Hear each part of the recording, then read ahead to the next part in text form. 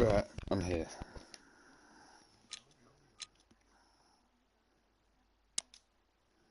Right, let's see what this is about.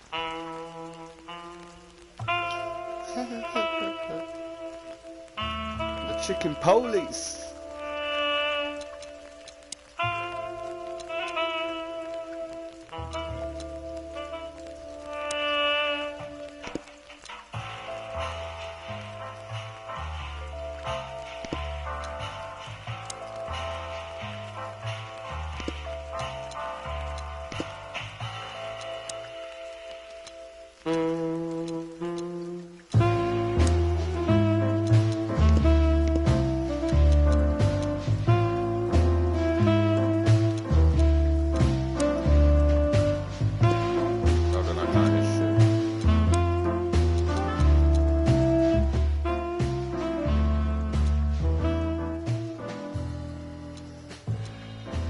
Say it again. Oh, cheers, mate.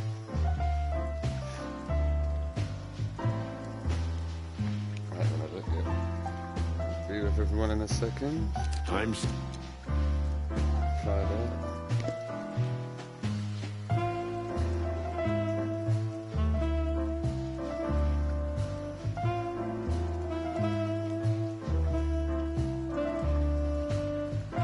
Yeah, boy.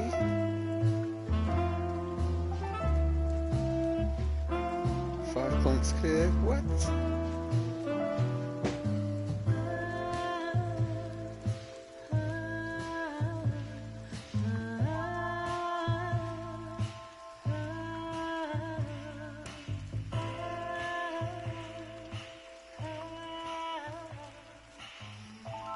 Yeah, Big Turns has got 5 points I can have.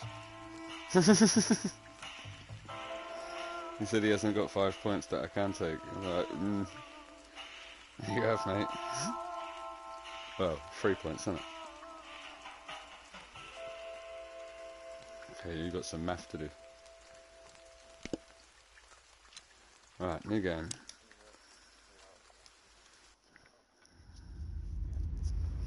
Dead men are heavier than broken hearts. The chicken I ran police. out to get a pack of cigarettes, but I left my wallet at home. Yeah, that's me. I'm getting old. My name is Sonny Featherland, an investigator for 20 years, and once the star of the predatory division of the Clawville Police Department, one half of the legendary Chicken Police. But buying a pack of smokes is more than I can handle right now. Maybe I should just lay low. Yeah, I'll do that. The most colorful place in the wilderness. For all the gods, what bullshit. The last clucking color left this city years ago. And slowly I'll turn gray too.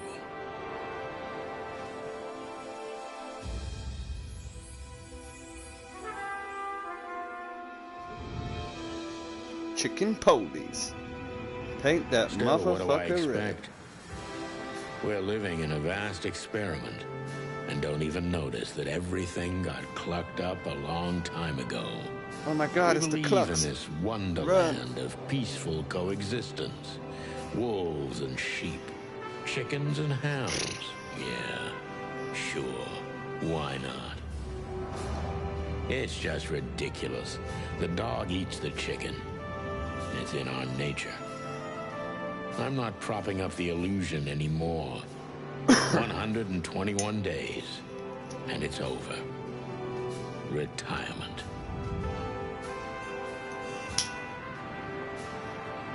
What could possibly go wrong? Clawville City, Rock District, former Atlas Hotel. Oh dear.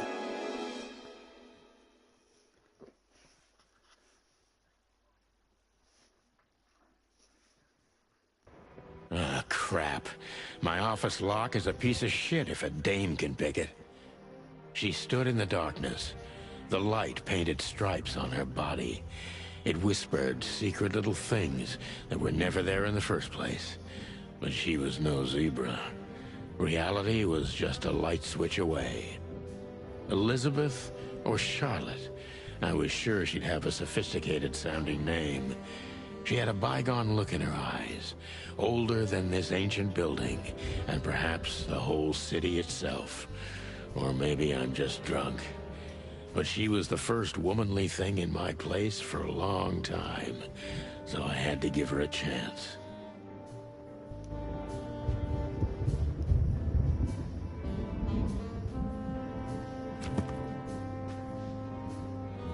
The notebook is the detective's best friend. Here you gather vital information about the case, the suspects or victims, and the locations you will visit. How does it work? Click on any text or picture in your notebook to read the translated version in your language.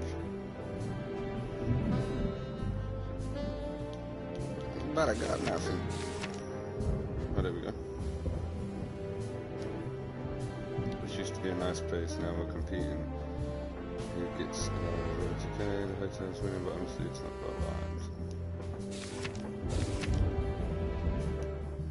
Chicken Police is a famous detective duo, Santino, Sonny Beverland and Marty McChicken, gained fame for a case called The Bloody New Year's Eve. It flew high for almost 10 years when a fateful brawl put an end to their legend.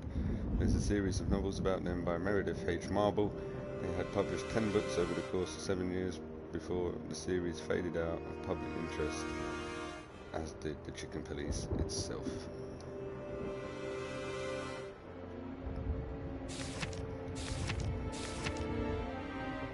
Greenhorn. What do I do? Clawville's been an independent city-state for more than 900 years. During the city's foundation, 4 nations had joined forces represented by the 4 animal figures and the 4 hands of the crest of Clawville. In reality, the tribal alliance of the reptiles and the great insect clans have also played an essential part in the city's founding, but they never got to be represented on the crest. This gave birth to a political and cultural antagonism between the species.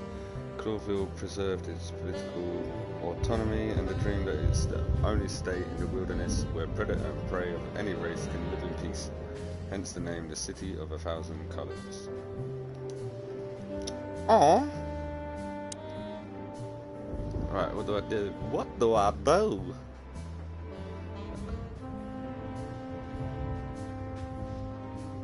Yeah. I wanted to travel the world when I was a kid, but I think I'm gonna end up dead in here whether I like it or not.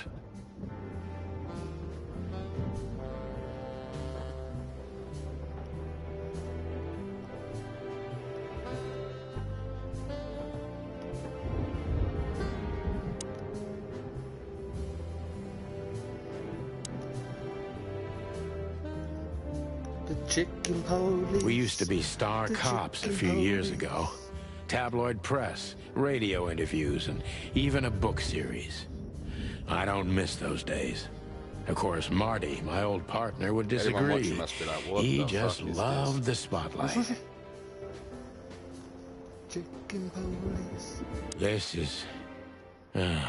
is one of the most beautiful memories from my old life, before Molly left me and took our daughter. The Wild Gentlemen. Those guys rebuilt the city after the Great Fire of 867. My heroes when I was a little chick. I'm starting to think they should have left Clawville as it was, burned to the ground. The good things in life don't last long. The best ones always leave first. I saw that in the window of a shoe store. I never understood it, or what it had to do with shoes. M.B. Davis, the eternal king of jazz. The photo is from the days of jazz prohibition. I only heard the old man live one time, but I'll never forget that night. And not only because I woke up at the harbor without my gun, my badge, and my pants. Wow.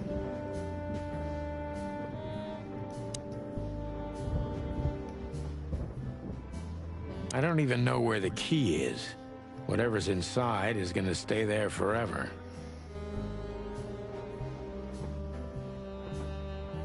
I don't even know what these papers are. I promised myself I'd write a novel one day.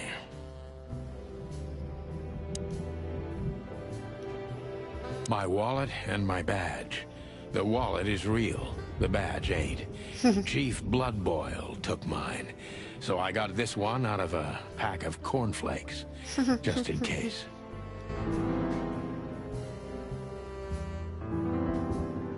My last cigarette. You're lucky I don't have a light, pal. She doesn't seem so dangerous that I need to grab my gun, but you never know.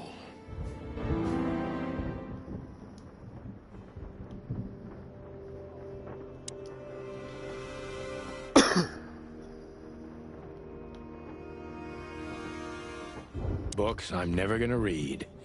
Maybe nobody ever has.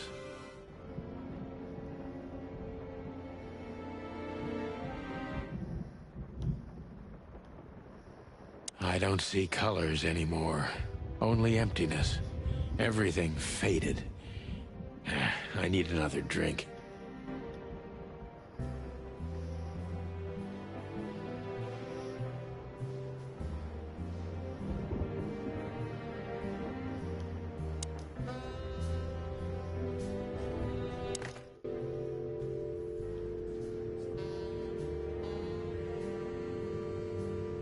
I don't even know what number to ring.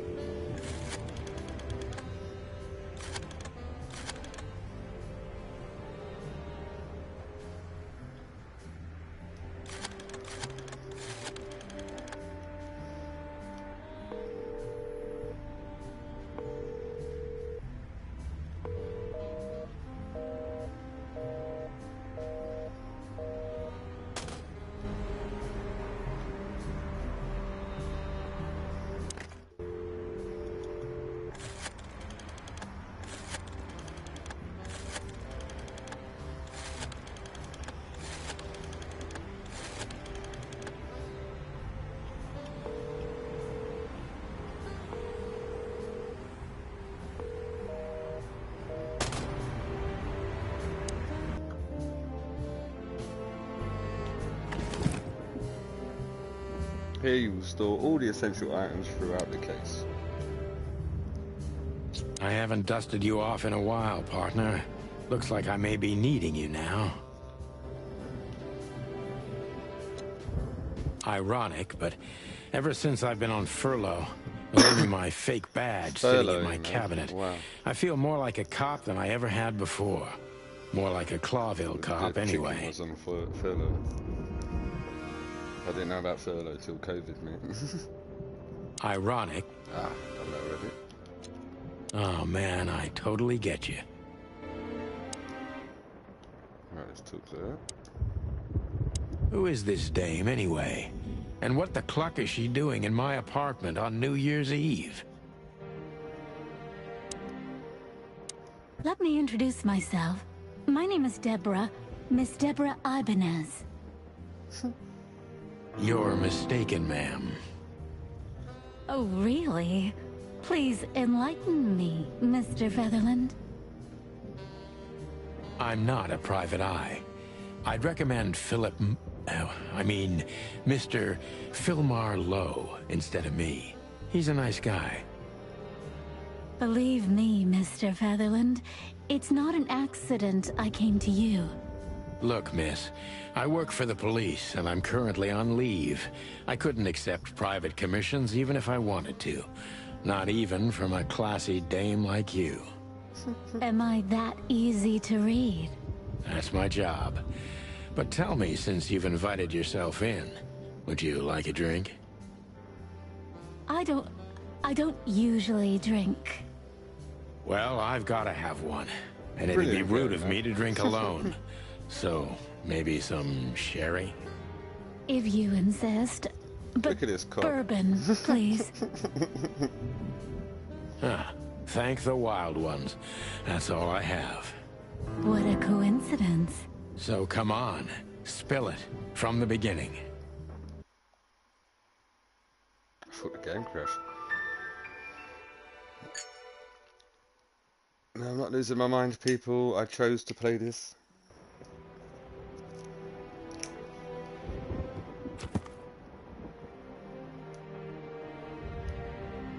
Name: Deborah Ibanez. Species: Impala.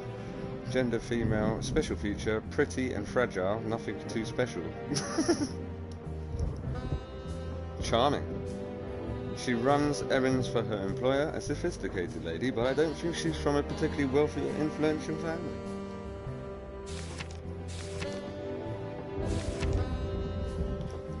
The Wild Ones. 3 gods are revered in most places across the wilderness. They are the great Wild Ones, who make up the holy trinity of creation, destruction, and silence. Hariti is the goddess of creation. Tapti is the lord of destruction, and come on, what the fuck is that? Navatiti is the good genderless ghost of silence and nothingness, keeping the balance between creation and destruction in their never-ending conflict. Right, are we done with her? Talk to her again. That's better.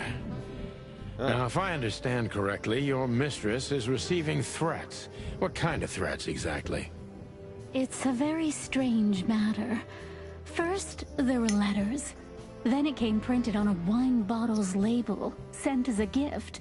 Then carved into a brick, thrown through the window.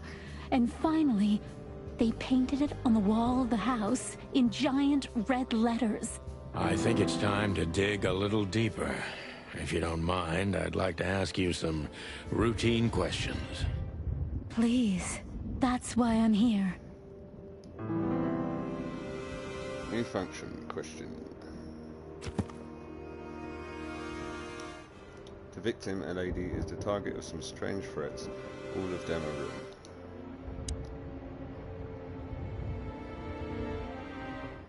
Pictures cabinet found in the city. Okay. So I checked all the cheap whiskey. Behind that door lies the kingdom of dirty clothes, cigarette butts, and empty bottles. Every whiskey has the same color nowadays, at least in this price range.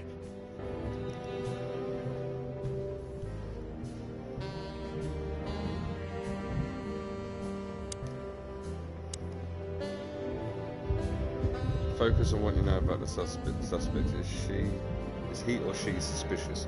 Concentrate on that. Subject: John Doe. This fella is rather suspicious. I need to concentrate on that.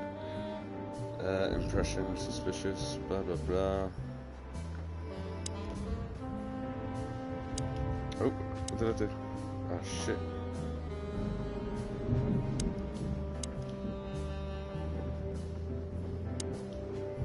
I must be cautious and smart. This dame seems shy, which I can use to my advantage. But I must be careful about what I say to her, or I can scare her off.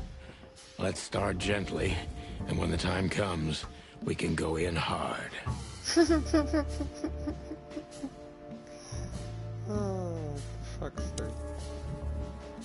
Who exactly are you? Deborah Ibanez. Must be cautious, basically what you just said.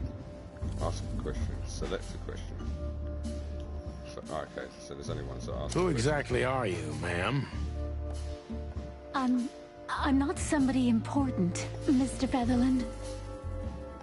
But that's suspicious. You're important enough to deal with such a delicate matter, right? I carry out the wishes of my employer, nothing more. This means simple paperwork, most of the time. You've been thrown into deep water, sweetheart. Tell me, can you even swim? Believe me, this is just as unpleasant for me as it is for you, if not even more. Tell me, which part of the city do you live in? You're not very confident. Are you sure you're alright? Right, we'll start soft. Tell me, which part of the city do you live in? Calavera Hills? Flowerville, maybe? Look, I don't want to answer that. I'm here on behalf of my employer, and not on personal business. Fair point, Deborah. Let's try a different approach. Why did you have to visit me on this particular evening? Stop playing the frightened prey, sunshine, and start singing. No, why did you have to visit me this particular evening? I have my reasons. I may look like a silly little fawn, and maybe I am, but I still have common sense. I don't doubt that for a second, Miss Ibanez. This day is essential to my mistress, and she thought it's also important to you. A message in itself, for sure. But to be honest, even you are. You know what?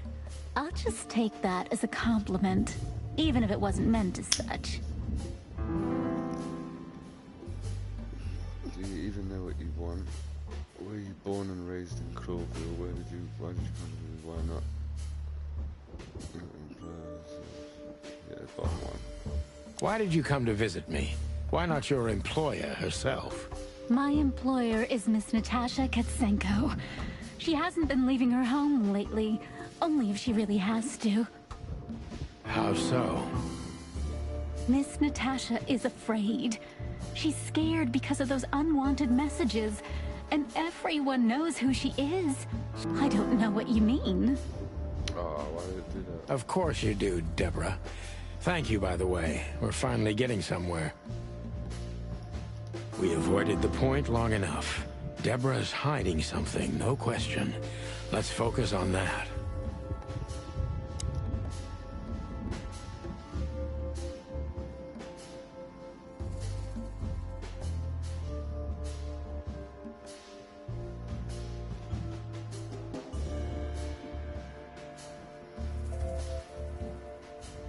I'm sure it's not intentional, but, are you toying with me?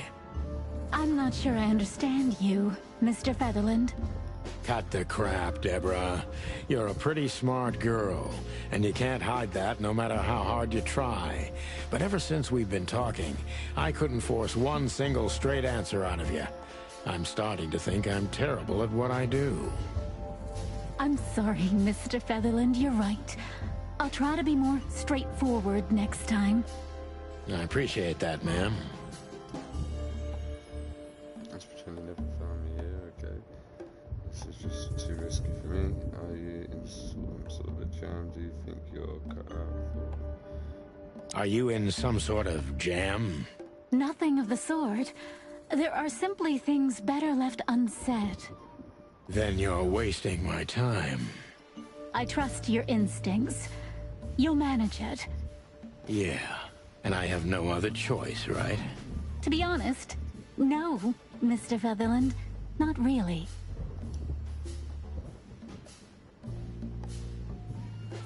Don't you think this whole thing is a little suspicious? Look, Santino, I'll explain everything. I have no doubt about that. You look just the type, sweetheart. No offense. I'll take that as a compliment. Or You see, we're starting to understand each other.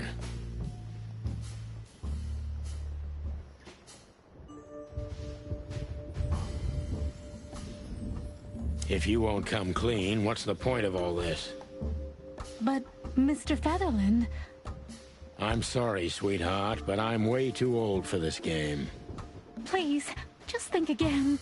For me and my mistress's sake. Tell me, Deborah, why should I believe you at all? Because my mistress trusts you. Should that be enough? If you really like what she thinks you are, then yes. Damn, what can I say to that? Look, I didn't mean to back you up against the wall. You have a way with words, sweetheart. Did you ever want to be a cop? No, not for the world. Heh, smart answer.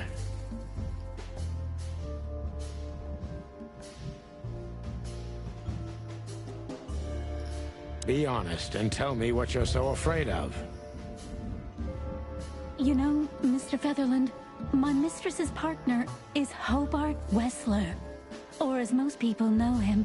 Ibn Wessler, the Kingpin. Exactly. Feathery gods, help me. So you get it now. The secrecy. To put it mildly, I think I understand it all. Wessler.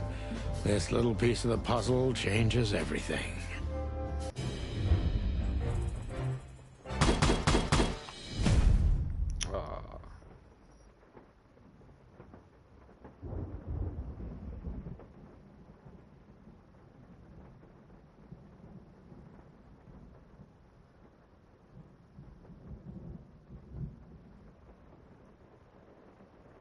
Right, let me try that again.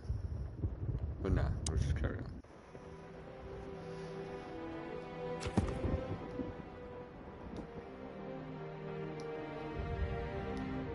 Mysterious messenger, Mr. Ibanez is employed as a servant of Natasha Katsenko. Employer, the infamous gangster vessel.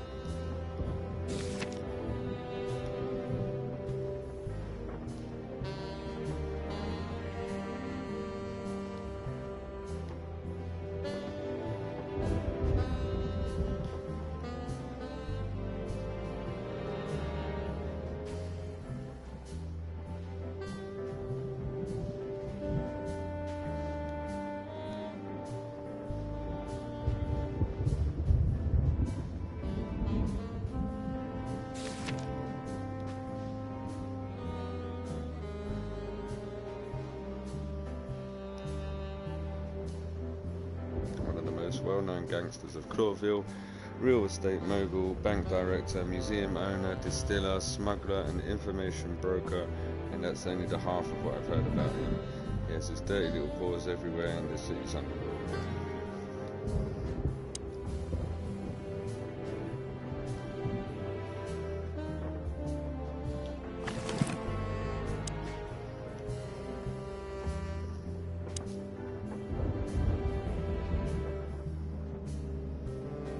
Legs that go on for days. Deep, dark eyes. Silky skin and voice. You're in big trouble, pal.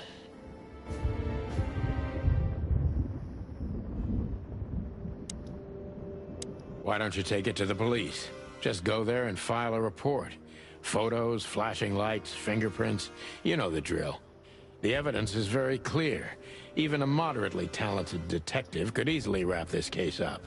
Or just try the phone. 555-111. Please, take a look at this. Well, okay. Let's see.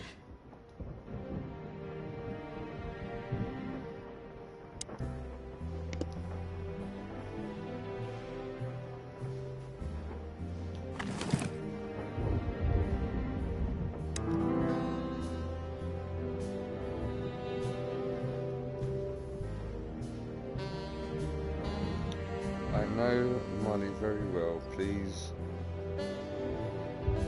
something of this in deciding whether or not to accept my assignment. Miss Ibanez is a twisted friend. Treat her as a gentleman. Okay. I know Molly very well. Oh my god, I could have just pressed it. Please note this when deciding whether or not to accept my assignment. Miss Ibanez is a trusted friend. Treat her as gentleman. N.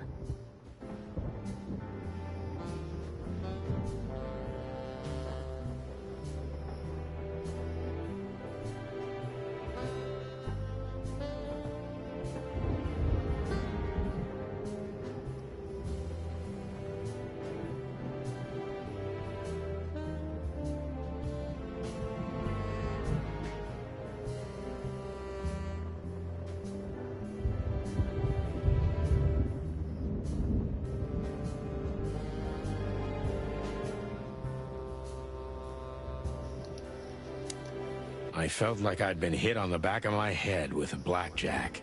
Reality tilted. Molly. Good gods.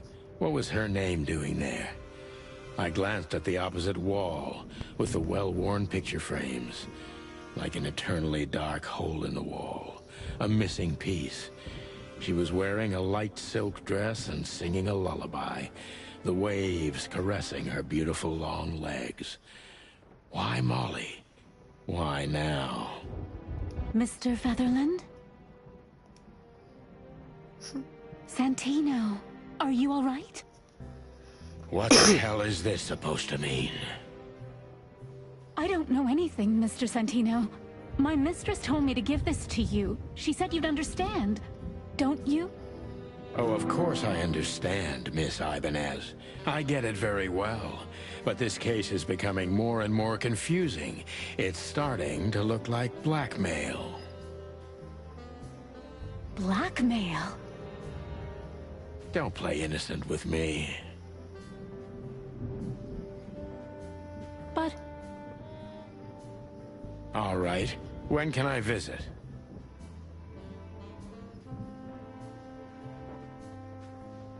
Visit? Me? Not you. Miss Katsenko. Oh, yes. You can find her at the Tsar Club. Didn't you tell me she's not the social kind? That she's especially unsociable? Or does she only like loud and crowded clubs? No, she's really not like that. But she owns the place. Judging by the flyer, it must be a very busy club, especially on New Year's Eve, right? I'm sure you'll have no trouble finding Miss Katsenko, but there's one small problem, Mr. Featherland. Let me guess. Mr. Wessler better not know about my visit. Exactly. How did you know? 20 years experience, ma'am. Oh, and please, call me Sonny. It was a pleasure to meet you, Sonny. I'll talk about the rest with Ms. Katsenko in person. A good friend of mine would be happy to take you home if you'd like. I'd appreciate that, Sonny.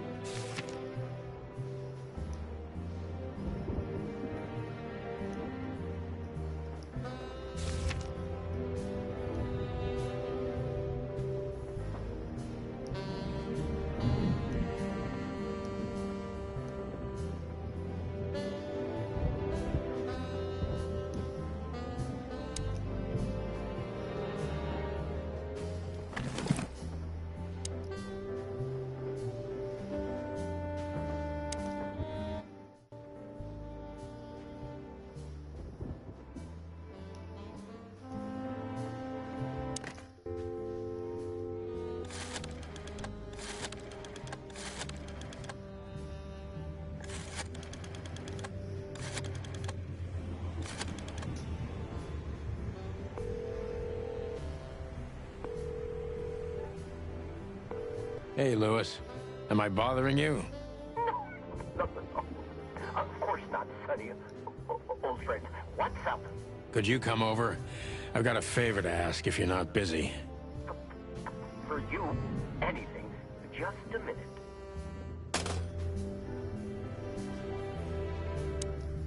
Lewis arrived a few minutes later.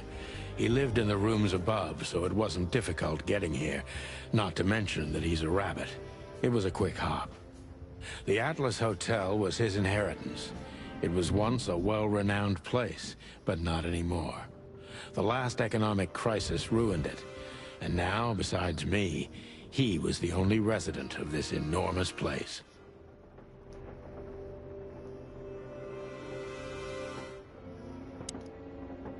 The good old rabbit. I can always count on him, even on New Year's Eve. Thanks for being so quick, Lewis. Can you drive Miss Ibanez home? I have some things to take care of. Thank you for being so considerate, Sonny. I appreciate it. Don't mention it. Goodbye, then. So long, Deborah. Before I visit the club, I have to take a detour. I've got a feeling that this case isn't going to be a one-man job. And there's only one bird in this city I can trust. My ex-partner, Marty. He's going to be at the station. I can only hope he'll be willing to talk to me.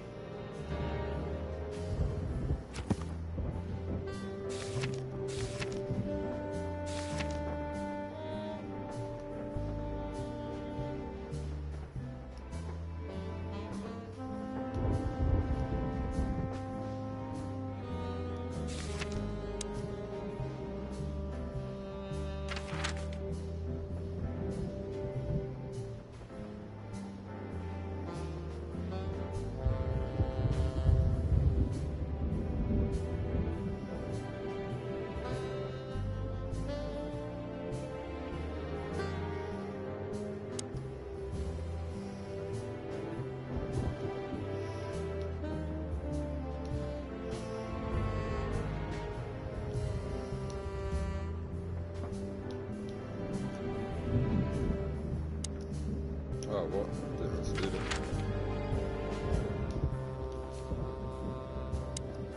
Oh.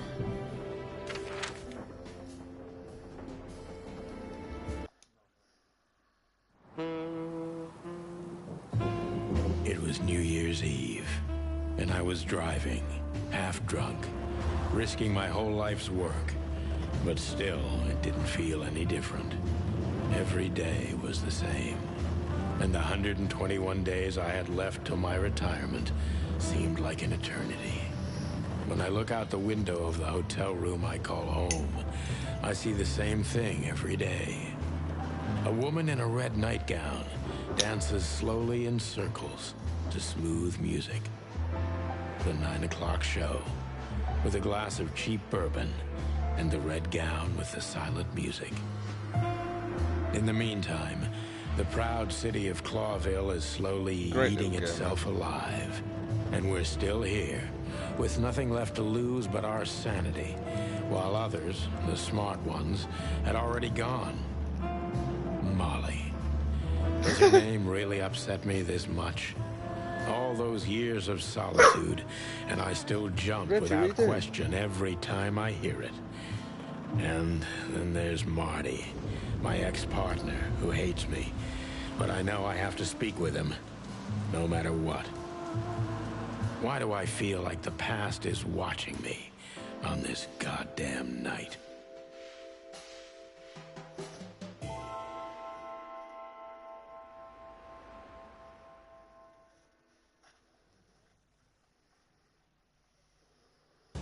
I knew where to find Marty. At the station, we'd always draw straws about holiday duty. Marty never joined in. He always took the New Year's Eve shift, even though he had someone to go home to. I understood. 10 years ago, we survived the night the press called the Bloody New Year. Forgotten by Clawville, but not by us. We both left parts of ourselves behind that night.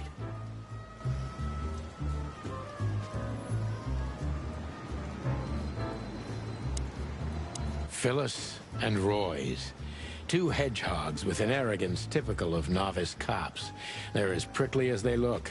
Officious little shitheads, but harmless. That is a porcupine. That is not a hedgehog, man. Back in the day, I used to patrol the city's streets in one of these. I don't miss it, but it used to have its advantages.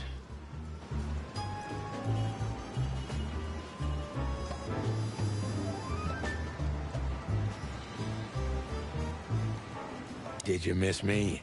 No? Same here.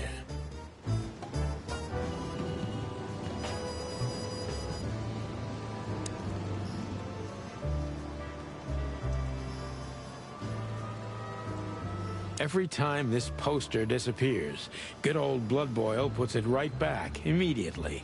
I tore it down at least 3 times already. Actually, it's a kind of passive-aggressive game for us with the Chief.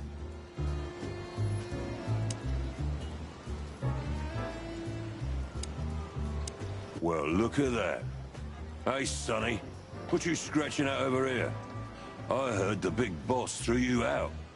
Tough luck, boys. I may not be on duty, but I'm still a cop, just like you. Well, more than you. Hey, you don't have to be so peckish, old bud. By the way, you're in luck. Blood Boil's not in tonight. Malloy is in charge. Oh, God. That clumsy buffalo is here tonight. If he doesn't end up in a cell again, he's lucky. You got it. You looking for Marty, eh? I see you're still the brains around here, Phyllis. Yeah, I'm looking for Marty. Birds of a feather flock together. I see you're still the funny guy around here. You'll find the giant feather duster at the shooting range. As always. Hey, Royce, I'm telling you this because maybe you'll be able to understand. If this prickly shithead makes another racist remark, I'll strangle him with his own raincoat. I'd love to see that. Hey, whose side are you on, you jerk?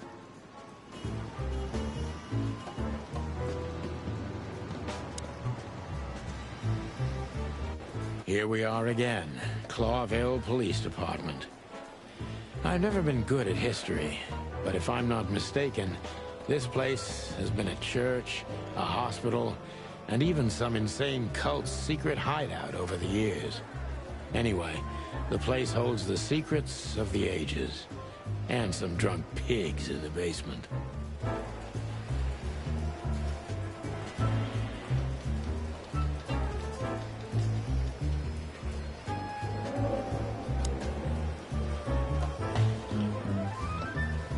All it takes is one look, and my comb starts to tingle, which never means anything good.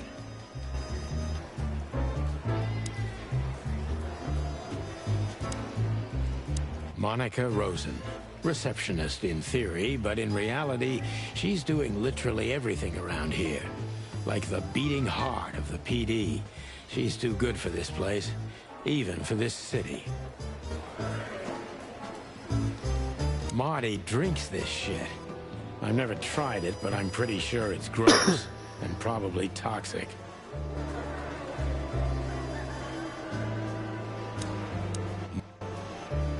Honor, strength, unity.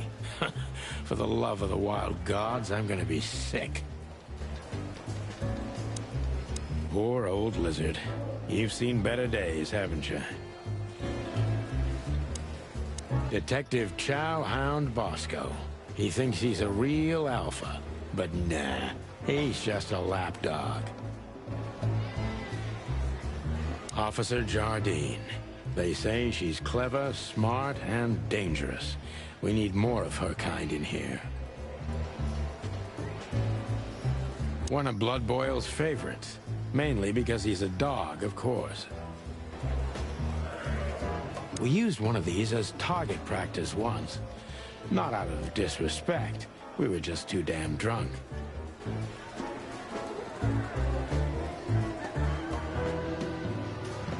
Not a chance without registration. Monica will crucify me if I just let myself in. Holy wild ones, look what the cat dragged in. Hello to you too, Bosco. I see you're busy, as always. I've been sniffing around one of the rundown joints. You know how it goes. And boom, this son of a lizard comes flying out the window. I didn't know that lizards could fly. So, Mort was being a bad boy again. Nothing unusual. And you? Still dying? I'm still a cop for another 121 days, Bosco. It's as unpleasant to me as it is to you. All right. No need to bite. Wasn't trying to mess with you. You have Moses and Plato for that. And of course, Blood Boyle. Let's hope I won't run into any of them tonight. Looking for Marty, eh? Ever since you left, he's kind of lost. He's trying to hide it, but he's not the same bird. Well, I don't think we'll have a teary reunion, thinking about how we parted. Let me give you some advice, Sonny. Let him rage. He'll be the same after that.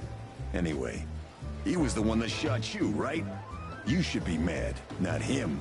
It's not that simple, Bosco, but we'll see how he reacts. Thanks anyway. No worries, pal.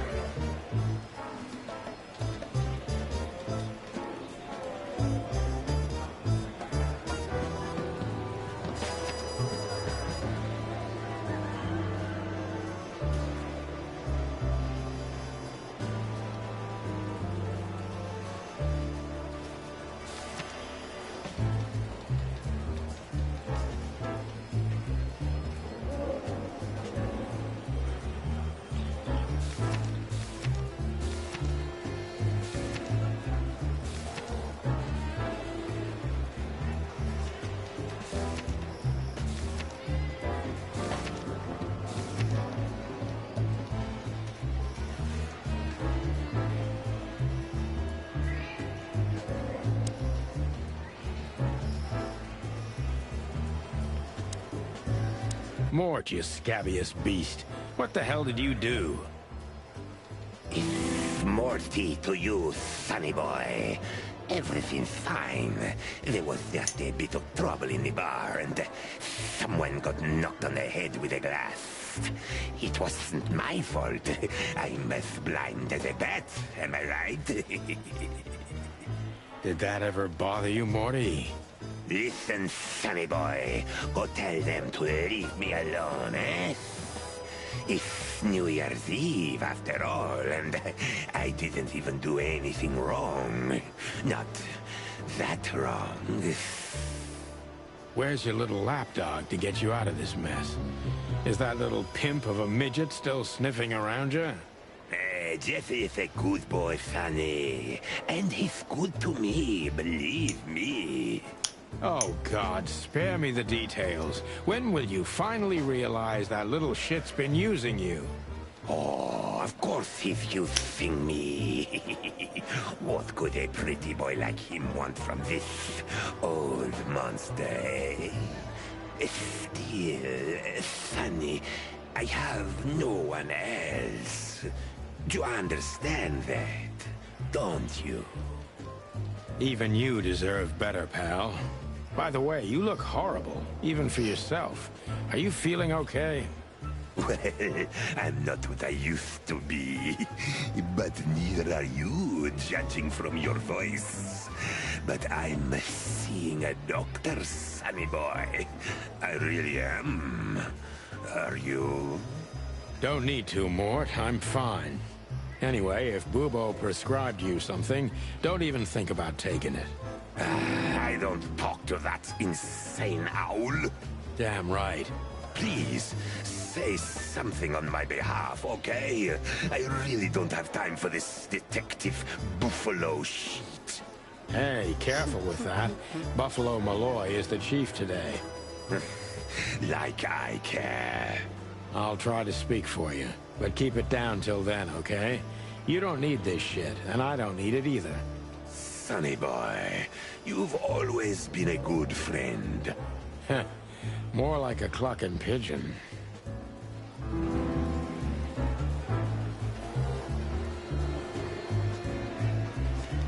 Officer Jardine. Hey, Monica. Hey, Boss Bird. What are you doing here?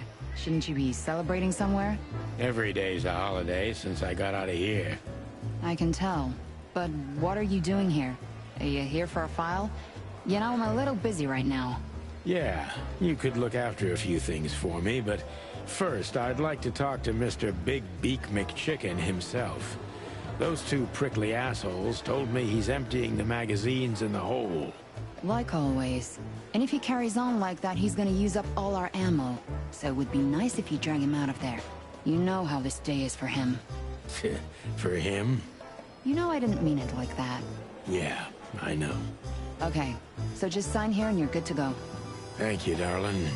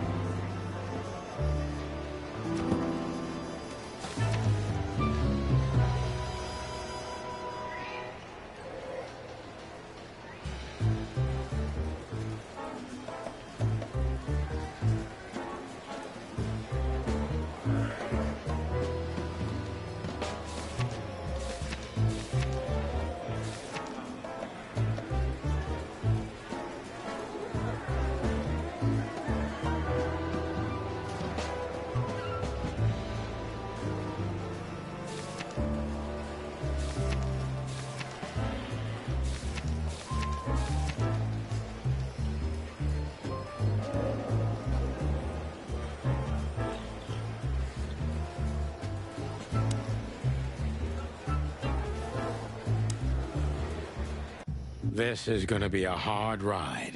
Last time we saw each other, he had a smoking gun in his hand, and I was bleeding. I don't know how we can get past that, but it's worth a try.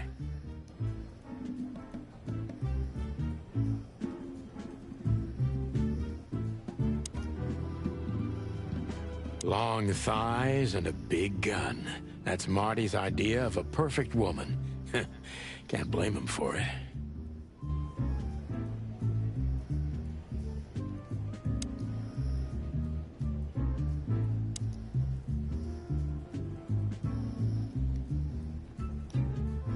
Hello, Cassandra. I hope we'll meet again.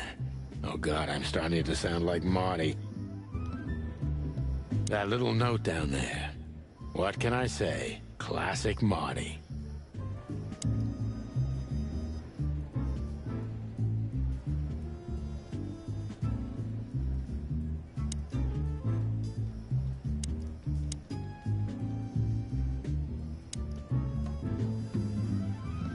I know her well. Marty calls her Susie, and I have to say, this little she-devil pulled us out of many tough situations over the years. Claudia, tiny, dark, and angry, and hits you where it hurts the most. I believe this piece is forbidden. Cops can't use it, but this is Marty's personal collection, so it doesn't matter. At least nobody has ever complained. Her Majesty Big Bertha. Or rather, Big Bertha II, because there was one before her. A sawed-off little broad, but we lost her in a swamp. Marty cried for a week. But once he saw this giant lady here, the balance of the universe was restored.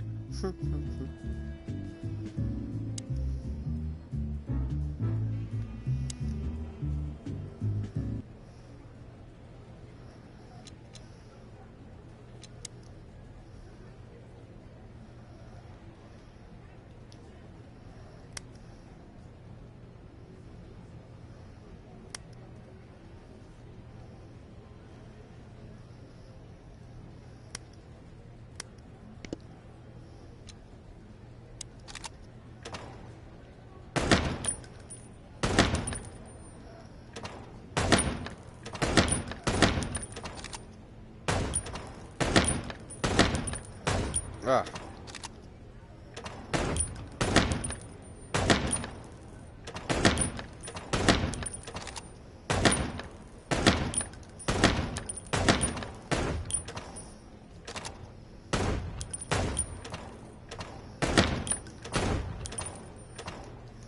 Oh, that got quick.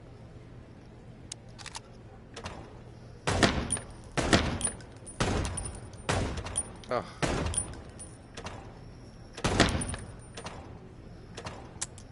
Ah.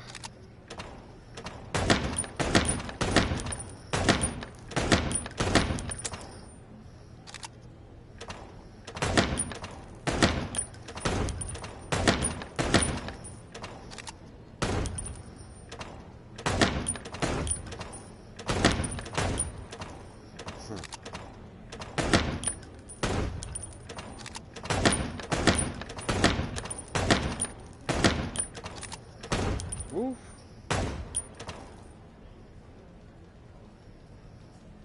10,000 points. How the hell is he getting 10,000 points?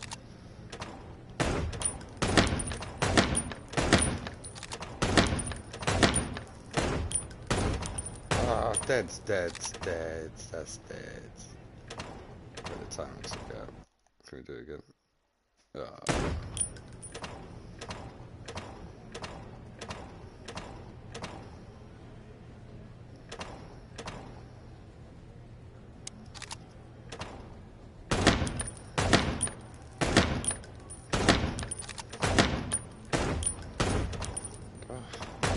Oh, oh.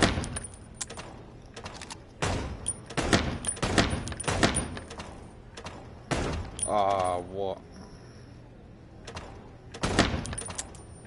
Oh. God damn it, start again. 10,000 points.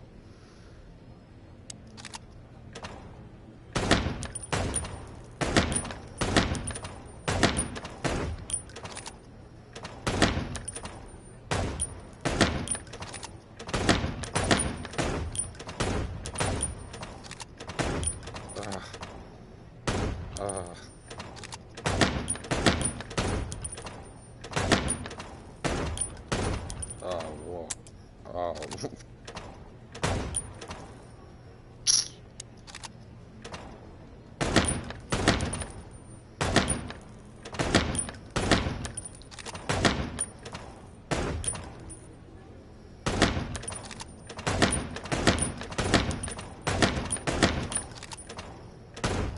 Ah, come on.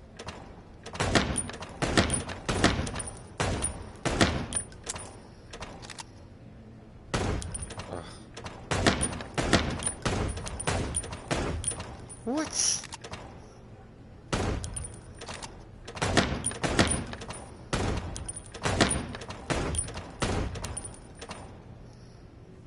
There's no way you're getting $10,000.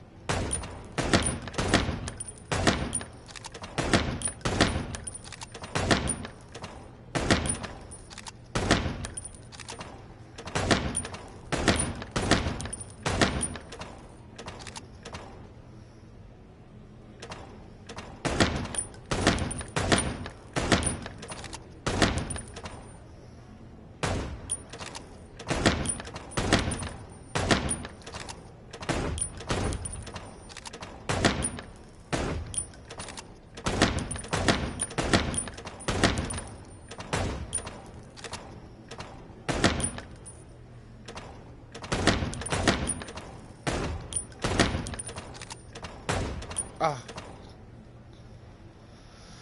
One more go.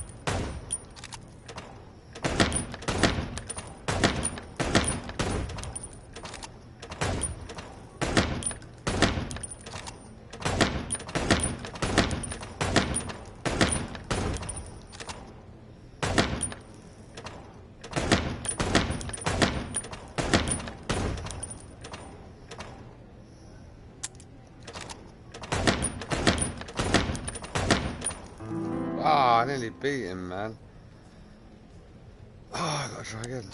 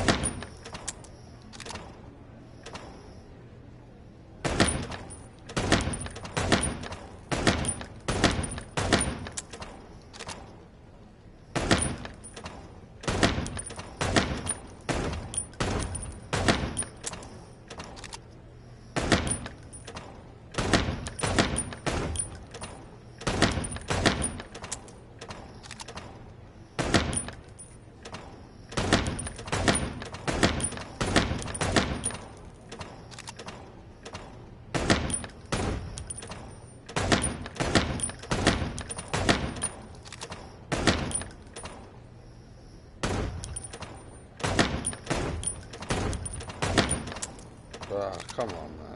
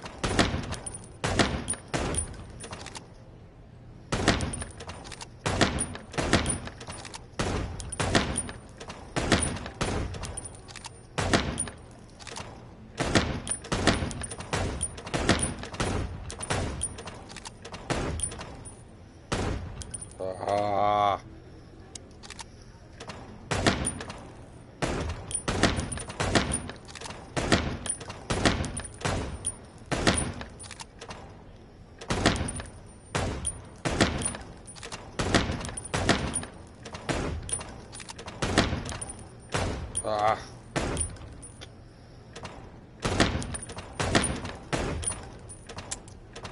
Fuck you, man.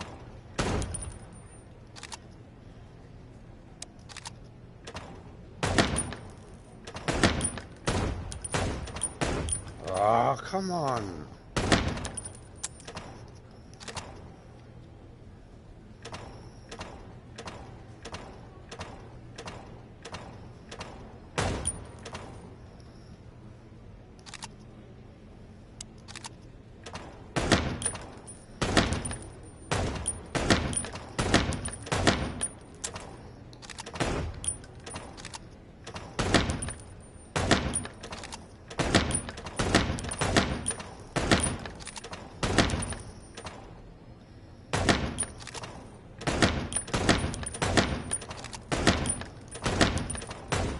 Ah.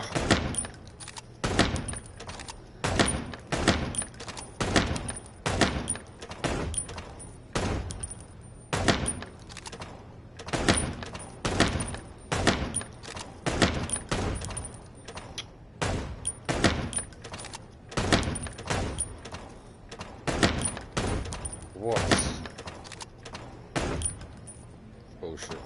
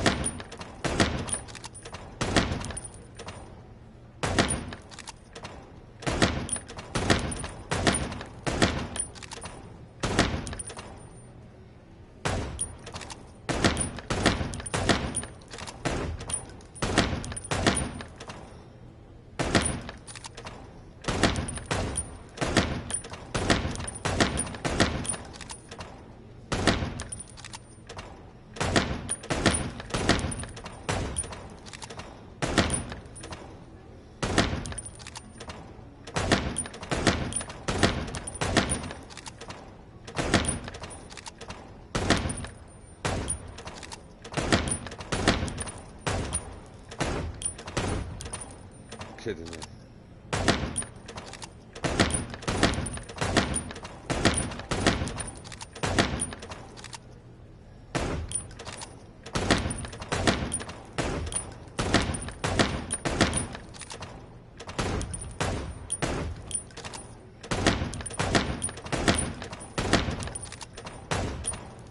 Ah.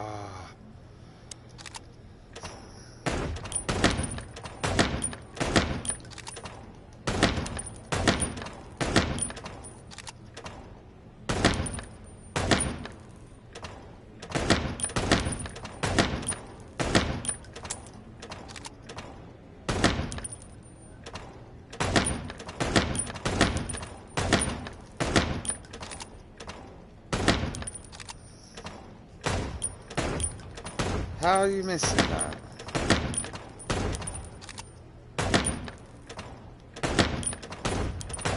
What?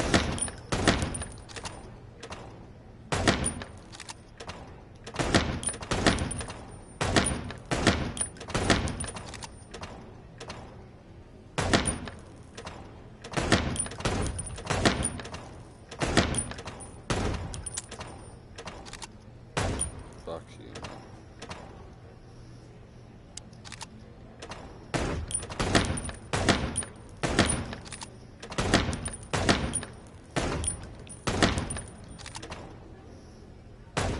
What?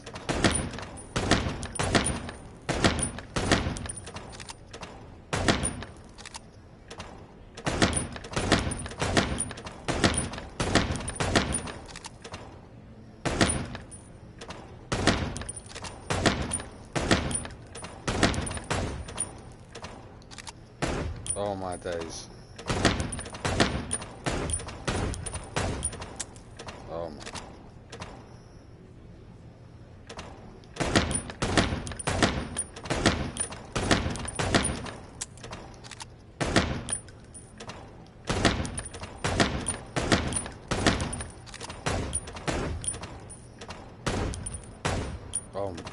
so.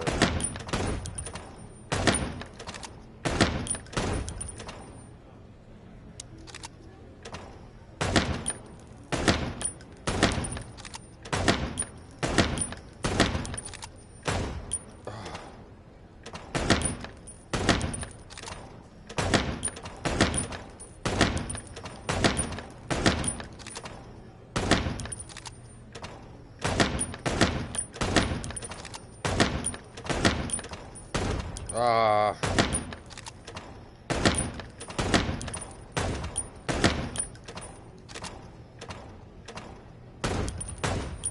Fuck you.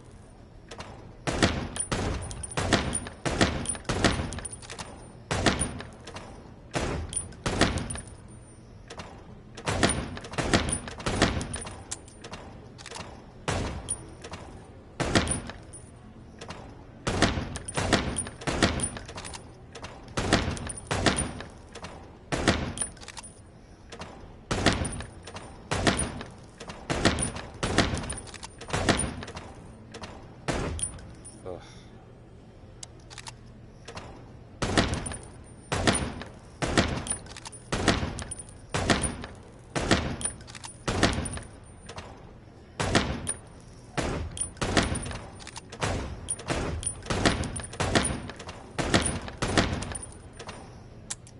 Ah.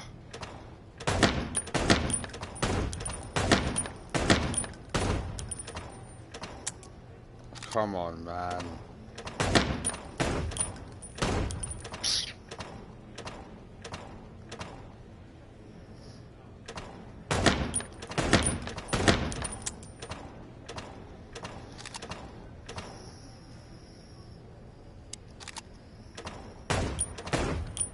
What the fuck?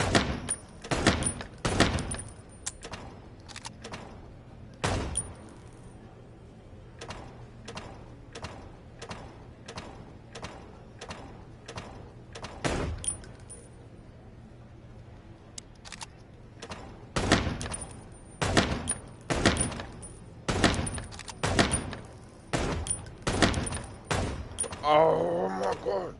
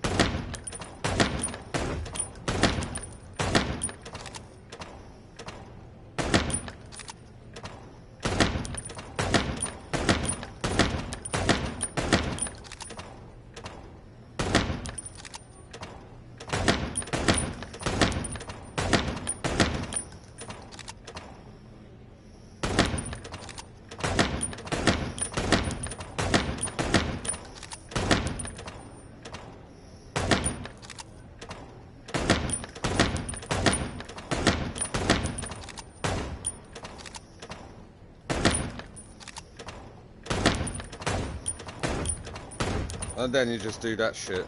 Then you just go and do that shit.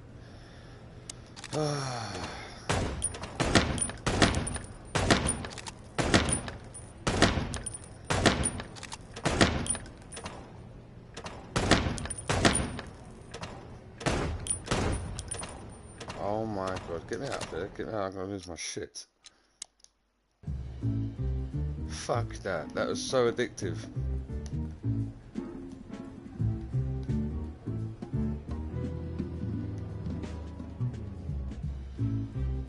Fuck that.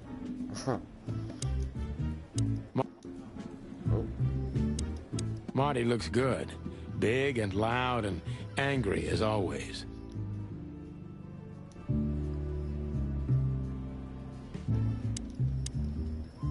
Hey, Marty. Oh my god, that's a huge cock.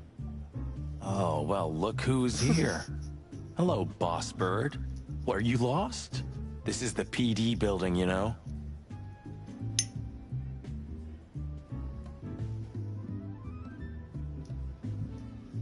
Cut the shit, Marty. We're better than this. Well, at least you are. Better than anyone, huh? Marty, come on, let's forget that. What's past is past. Easy for you to say, Sonny. Damn it, Marty, you shot me, remember? I almost bled to death. Hell yeah, I remember. Unfortunately, my aim wasn't good enough. I need your help, okay? That's what you want to hear. Well, it's a start. Okay, I've said it. I won't do it again. Yeah, right. So, are you in? Just for tonight. Small case. We'll wrap it up in no time. What kind of case? A personal one. How personal? Very. The kind of case where if you come with me right now, you're not on duty anymore. Ooh, damn, Sonny. Stop it right there. I'm in. That's it? Do you know how boring life is here without your stupid, reckless shit? Soon enough, I'll shoot all the ammo in here out of boredom. Right, so, tell me, what's it about? I'll tell you in the car. Ooh, can I bring Bertha? Ah, for the love of... Marty, this is a routine case. You can't bring your shotgun, okay? Bertha stays. Okay. But at least Susie can come, right? All right, Susie can come. That's what I want to hear.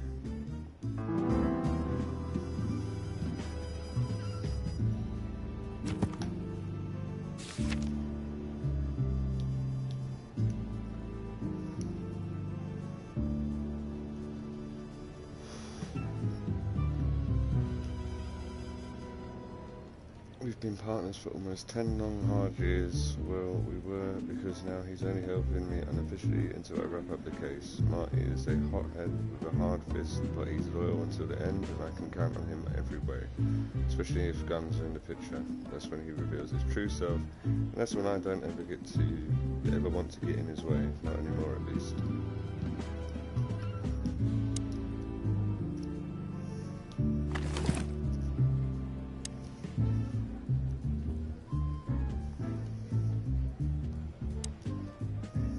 Hey, Marty, what about Laura? How come she didn't eat you yet? Yeah, very funny. We're good, by the way. Mostly. As good as we can be after all these years. Glad to hear it. She asks a lot about you. Really? Yeah. She always hated you for getting me into trouble all the time. Understandable. But she also felt sorry for you. Oh, well, thanks. That's much better.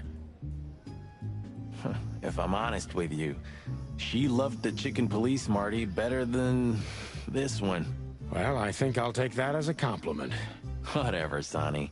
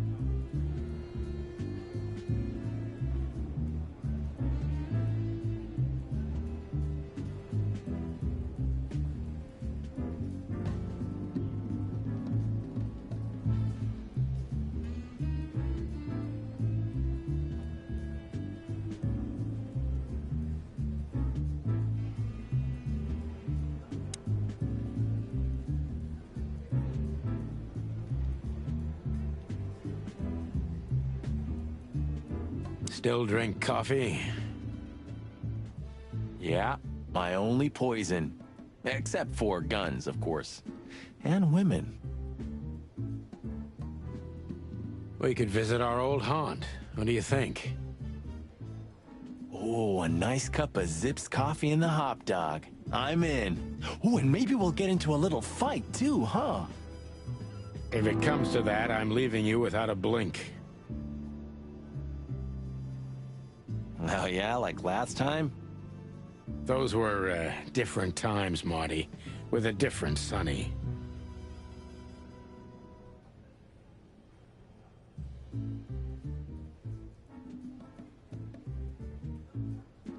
Well, all right.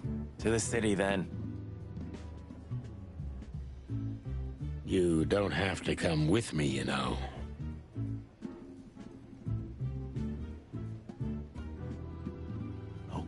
Okay, I know. Let's go.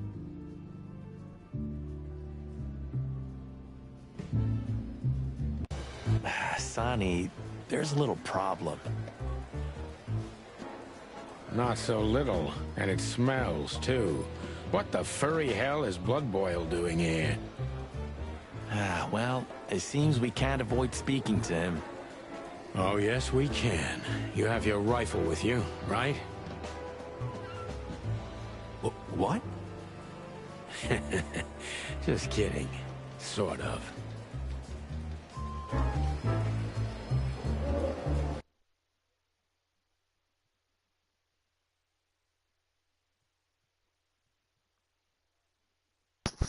West. I have to jump out the party, but I'll be on again tomorrow. Cool, man. Yeah, I'll do some F1 manager, and then we'll do some Dying Light. Cool, man. Right, let me just jump out of this quick.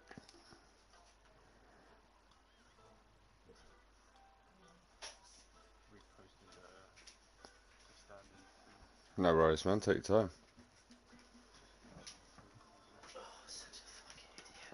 Right, I'll be on in the after. Well, I'll be on about 10 tomorrow, 11 or something like that. Cool, man. I don't have to get up tomorrow. I don't have to do nothing tomorrow. I have to do nothing.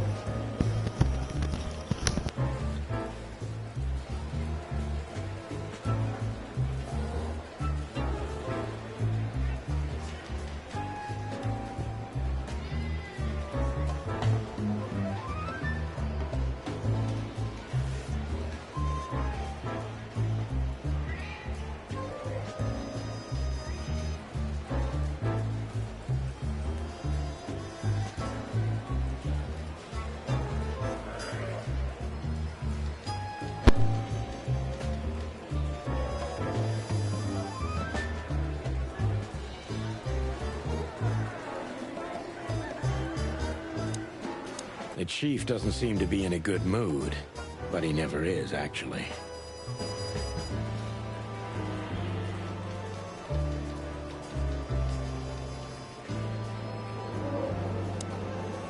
What a surprise. The two pigeons back together. And without my permission, of course. Chief Bloodboil. Damn. What was that, Santino? Nothing, sir. What a lovely evening. Am I right? I don't want to hear your crowing, Santino. What the hell are you doing here? Hey, hey, hey, careful with the racist barking, old hound. Oh, it's getting hot in here. Can we just skip this part? It's New Year's after all. And you're on duty, if I'm not mistaken, Martin. Where do you think you're going? That's it, boss. To serve and protect. Sonny was in the neighborhood and stopped by to say hi. He's a cop too, right? Only on paper, and you know that very well, Detective. I don't want any trouble, boss. I just wanted to say hi to Monica, and then this feather pillow showed up. I invited him to grab a quick coffee. You can allow him that much, can't you? Your coffee breaks usually end up in shooting or brawling, chickens. Oh, just a coffee, boss. I swear. Oh, have a heart. It's New Year's Eve, and I haven't seen my old partner for so long. How touching. You shot him with a shotgun, if I remember. Family quarrel. For all the marrow bones of the world, get the hell out of my sight! Have a lovely evening, boss. You especially. Fuck off right now, Santino.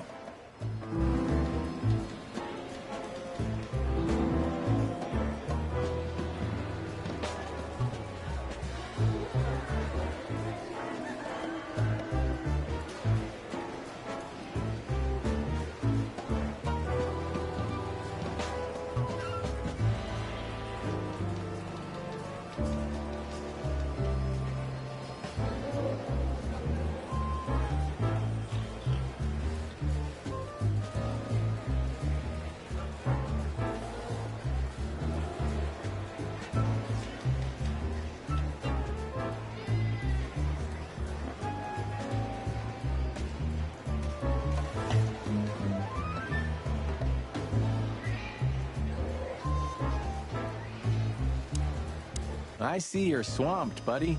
I've sent the old lizard away. I don't need him to foul the air anymore. I hate his kind anyway. Well, because he's a reptile. No, because he's a good-for-nothing piece of shit. No, yeah, that's true. And you? Are you letting off some steam? Something like that. We'll go and check out some seedy joint. We're cops, after all, ain't we? And this is still Clawville. That's true, pal. Protect and serve. Yeesh, get a room, you two. That...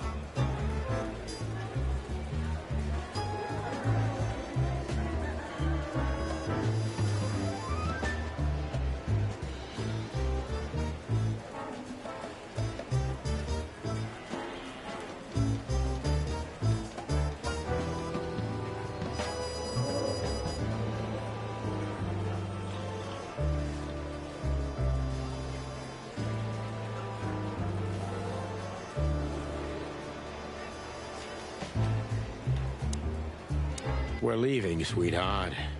Stay safe, boys. I'm glad to see you two together again. I'm afraid you're alone with that. Hey, don't make me change my mind. You won't, Marty. I bet you can't wait to get mixed up in some serious trouble again. Yep, that's true. I'm serious, boys. Be careful out there. We're big birds, Monica. We can take care of ourselves. Mostly. Okay, but take care of each other, too. Will do, Monica. Yes, ma'am.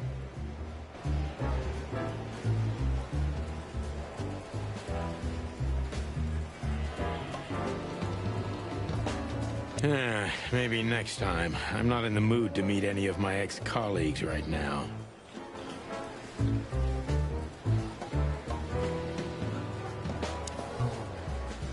Look at these two simpletons. They don't even realize their jackets are full of holes. For the wild God's sake, don't dare tell them. I already tried, but nothing happened.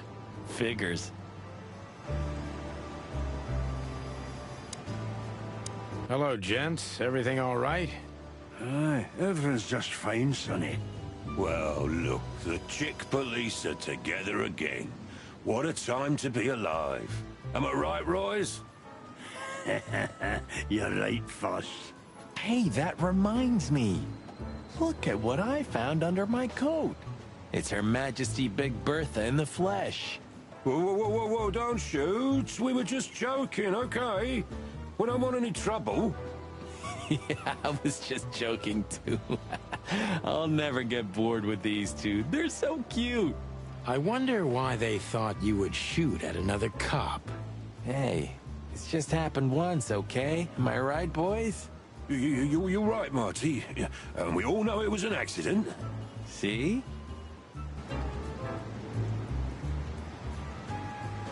How many days did we have our first squad car? About 3, I think, before we crashed into that tank of acid. We? You crashed it. Don't blame it on me, Marty. I was unconscious, if I remember correctly. That's your problem, boss.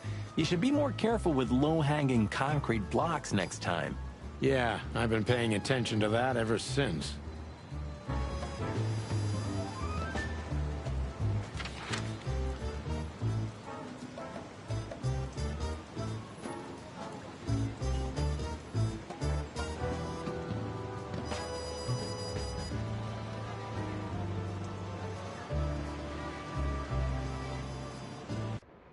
Yeesh, my condolences, pal. I see your cleaning lady died. Yeah, she set foot in the bedroom once. I haven't seen her since. I didn't dare to go after her. Oh, I wouldn't want to go in there either. But what's that smell? Cigarettes and whiskey. Yeah, with a hint of dirty laundry, but no, this is lavender? Ah, that. Now, that's got to be the Ibanez dame. You know, the broad who gave me the letter. And the job, obviously. Ah, pretty, huh? I can smell it. She's an exotic, too. An impala, maybe? Furry hell. That's why Chief Inspector Bloodboil hates you so much. He's jealous because your nose is better than a clucking bloodhound. The bitter old dog. He just hates all foul. Ah, true. Except for Monica. Monica's a fairy, not a bird. So, what now? Well, let's gather my stuff and head to the club. We gotta find out who this Natasha is and what she wants from us. I mean, what she really wants. After you, Boss Bird. I wouldn't like to touch anything in here anyway.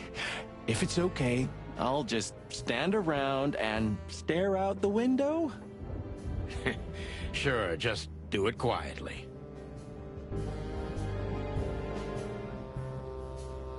Have you started on your great novel yet? I've already started working on my will, but I realized I'd have to leave everything to you, so clock that. Huh, pity. I've always wanted a chicken coop smelling like old socks and bourbon. You'll have to earn it first, Marty.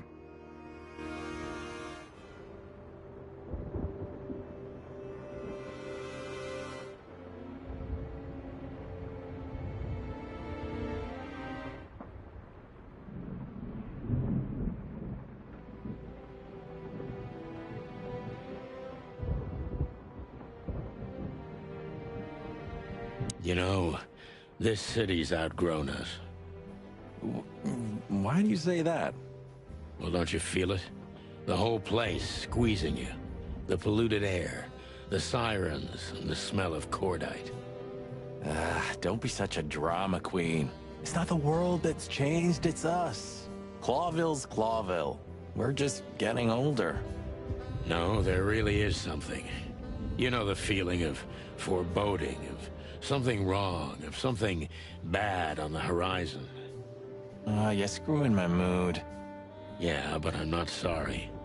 No shit.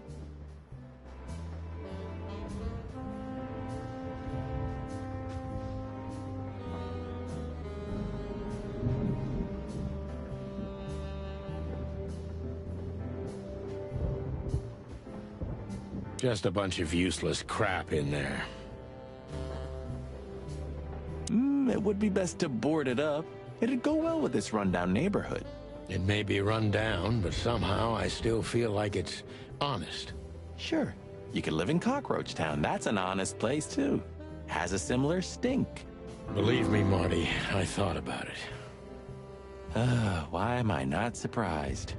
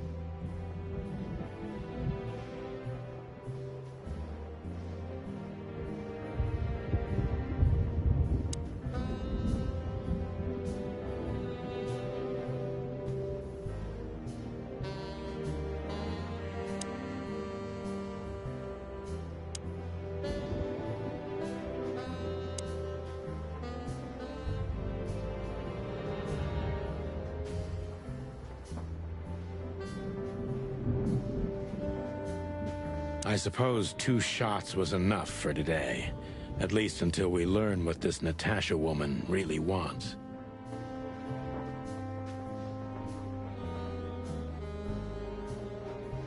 I'm gonna clean up here one day. Yeah, and one day the sun's gonna explode too.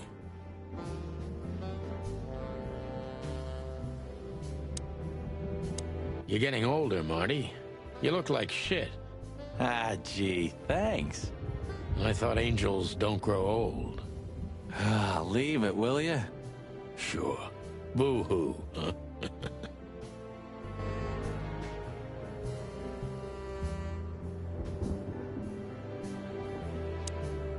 When was the last time I was here? I don't know. Years ago. When Molly left. Whew, that was a wild night. Yeah. You know, Sonny, you can call me. Not just when you want to investigate some shady case from a shady dame and you need a big meat shield to cover your ass. Times have changed, Marty. And I don't call anyone. All right, Boss Bird. Whatever you say.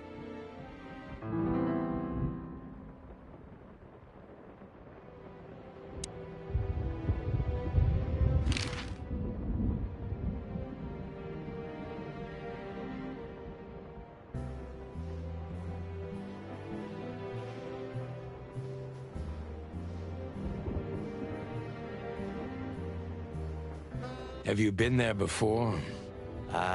Never. You know, it's not my style. It's too fancy for me. I'm more like the smoky, smelly, ramshackle little joint type. Yeah, same here. But we're not gonna mingle like this, right? We're not searching for a tailor on New Year's Eve, okay? We'll go as we are. That'll be exciting. Let's just stay out of trouble, okay? What trouble? That's the spirit. So she just turned up with a message and this flyer, and you fell for it? Maybe I was bored. Or maybe there's more to this thing than meets the eye. Yeah, there's always more. Maybe I just wanted to meet you, for old time's sake. That's not funny. I've never had a good sense of humor. You know that better than anyone. That's for sure. So the Tsar Club, huh? My city's on fire. Sounds good. But that's all? It's kind of weak for a clue. It's not a clue. It's just a guide. By the way, it's New Year's Eve. We deserve some fun, right?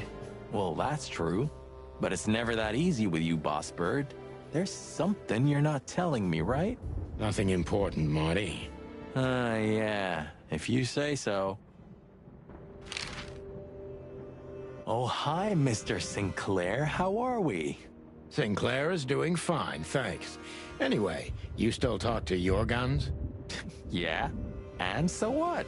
Other animals talk to their plants. Crazy, isn't it? At least a gun has a soul. And it's useful. I can't believe you're allowed to walk around freely, Birdie. Oh, if you only knew what I'm packing right now. I don't want to know what's under your feathers, Marty.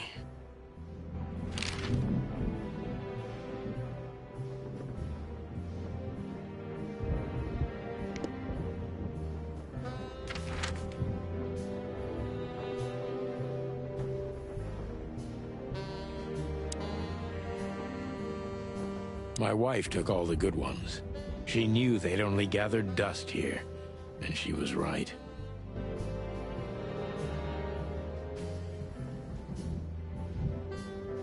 Maybe in another lifetime, old bird.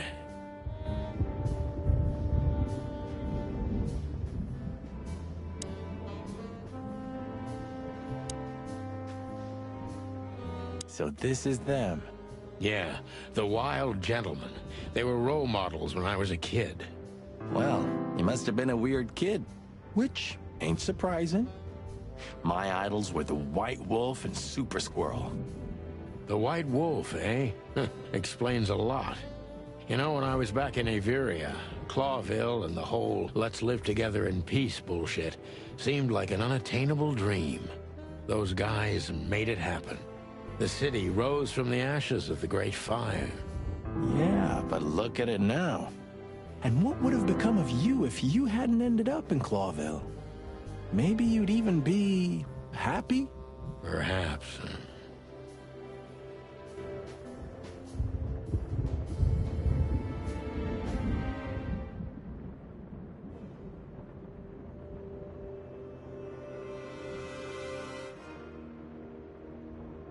Huh.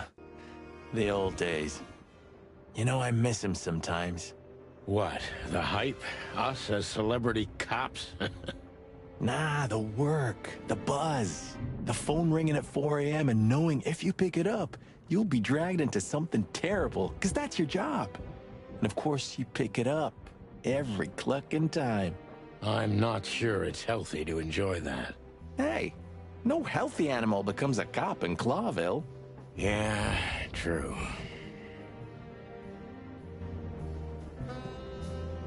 Ah, man, I can't imagine how you feel. The only good thing you ever had, huh? Shut up, Marty. Sure. I didn't know you used to be a kindergarten teacher. But leather? It's history, so back off. I'm touched by the trust you have in me, Boss Bird. There are things better left undisturbed, okay? Yeah, got it. Who's that shaggy creature? That's M.B. Davis, you bird brain. Politician? Am I gonna have to smash your beak? Seriously, I don't know who the hell he is.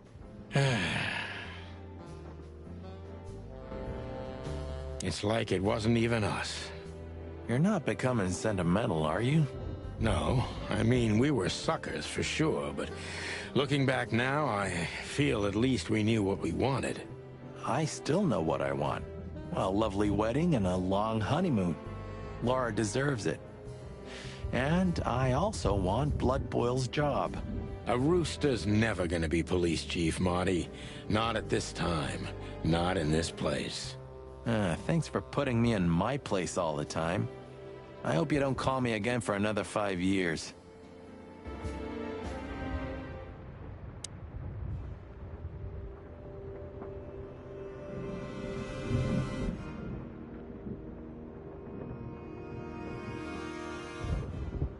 A long time ago, when an animal was starving, they bit someone. Worst case, they killed or ate them. That's being a predator, isn't it? And that was our job. Yeah? What are you getting at? Well, it's not the case anymore. Animals are eating each other out of pleasure. It's a poison. They're losing their minds. Ah, Sonny. We just got old. That's all. It's not that simple, Marty. If you say so.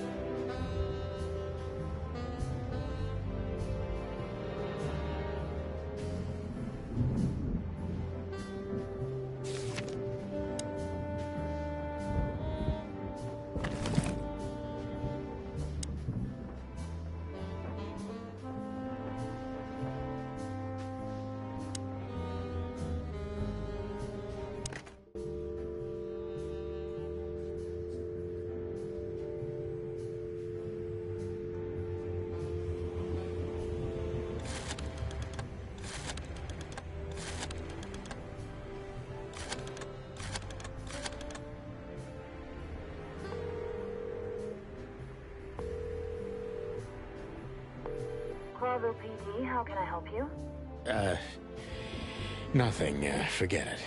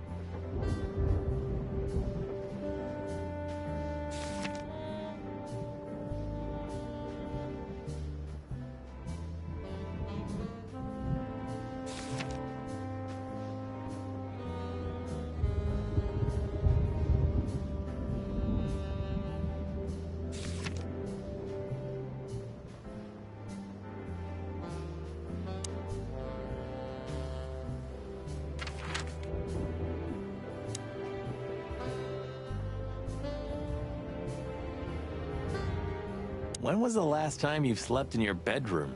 I don't know. I'm not sure I'd even recognize it anymore. You're hopeless, boss. I guess you're right.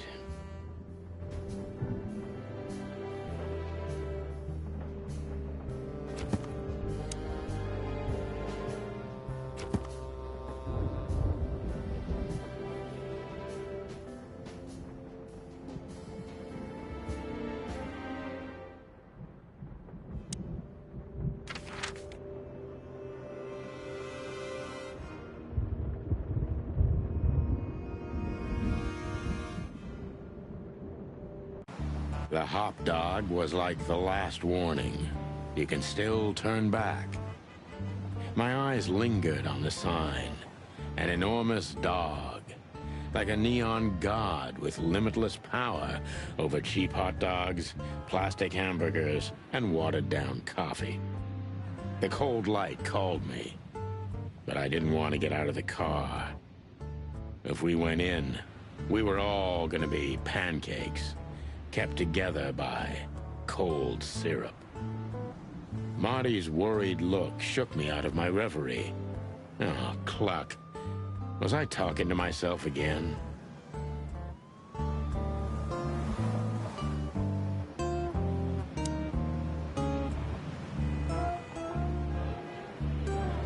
Are you sure that thing's a dog? I always wondered. The name Hop Dog is quite a giveaway. Don't you think so, Mr. Detective? Sometimes the most natural connections lead us astray. Who said that? A natural-born genius? Yeah, right.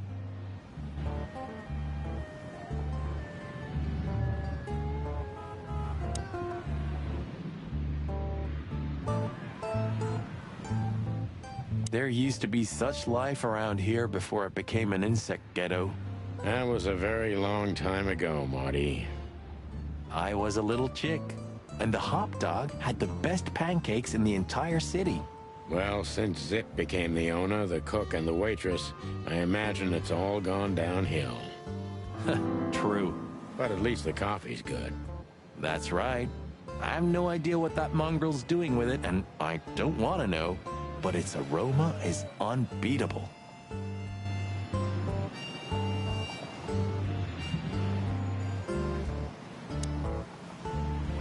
Look at the poor bastard. He's looking okay, Marty. Remember what we saw when we worked at the Hive? Wild ones. Don't even remind me. Trying to forget that shit every day. It's been even worse since. I guess you heard about the riots. Who hasn't? You know, people are afraid that the Great Fire will happen again, and those hive houses are pretty flammable. I don't speak of the devil, Marty. But to be honest, I have no idea how this insect matter can be solved. I do. We just open the ghettos and let the insects live among us like they did for centuries. Your heart is pure gold, buddy. But you know it's not that easy. Clawville isn't what it used to be.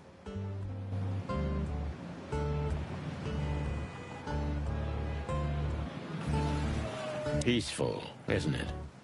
Because the whole town's probably drunk by now. Maybe that's the only way it can bear itself. Doesn't it remind you of someone? Shut up, Marty. Got you there, old bird. Could this wreck belong to Zip? Well, it's a wreck just like him, so I guess it could.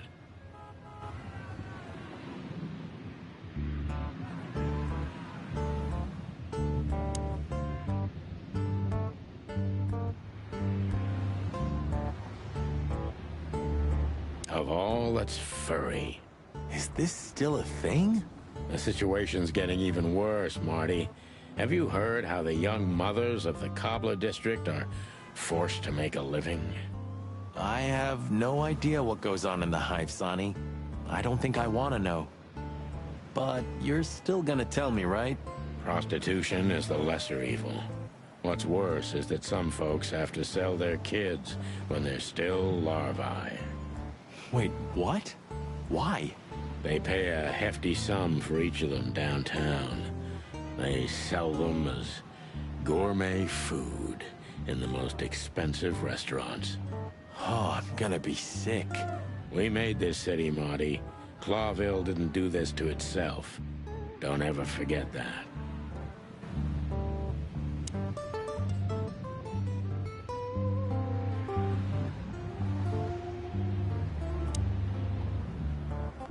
Ugh, the place is deserted.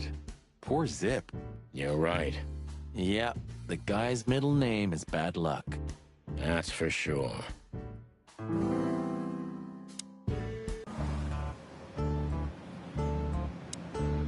Hey, pal.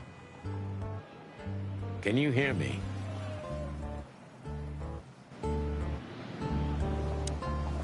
Is he deaf? I don't know. Maybe he just doesn't understand what I'm saying. Or he doesn't want to. That's Also very likely. Poor Bug Eyes. At least he's playing music. I mean, he's doing something. Most of the destitute take up drinking or drugs. Or worse. You know about the light. You mean the light the insects believe in? Yeah, their afterlife. If they want to go into the light, they set themselves on fire. Yeah, I've heard that. Maybe it's not a bad way to go. That depends on your point of view.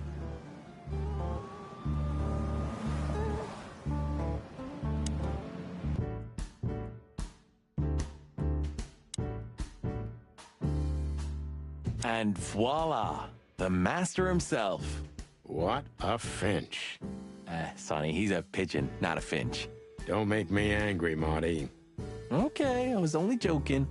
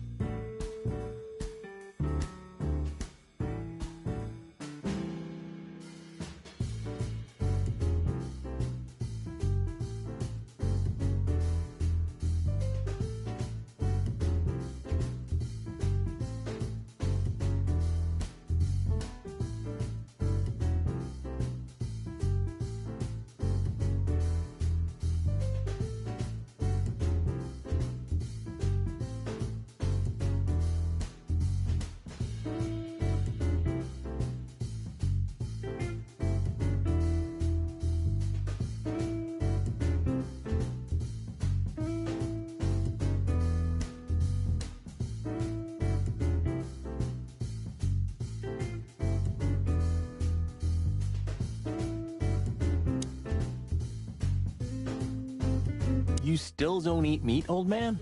I'm a rooster, a chicken. Why the hell would I eat meat? I don't mean real meat. I'm not a lunatic. But a meat substitute? There's about 10 different kinds. Have you never tried any of them? Why would I? If I don't eat meat, why would I eat a substitute?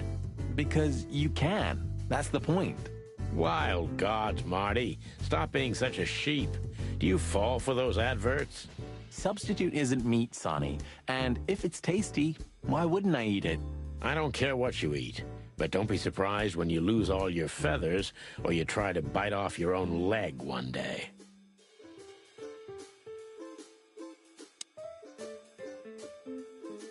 The highlight of my day. Yeah, I can smell it already. How does he make the coffee here so special? Look at that mangy trash panda and tell me, do you really want to know? You're right. As always.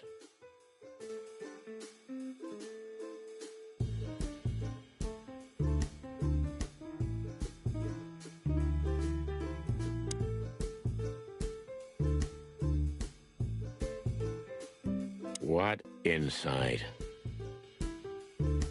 Well, that's a good question, pal.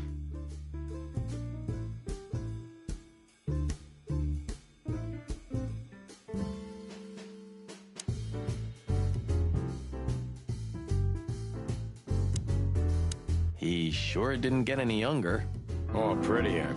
You think he's still mad at us? Frankly, Marty, I don't give a damn. Hello, boys. Now, get the hell out of here while I'm asking nicely. Hey, is that how you greet two old friends?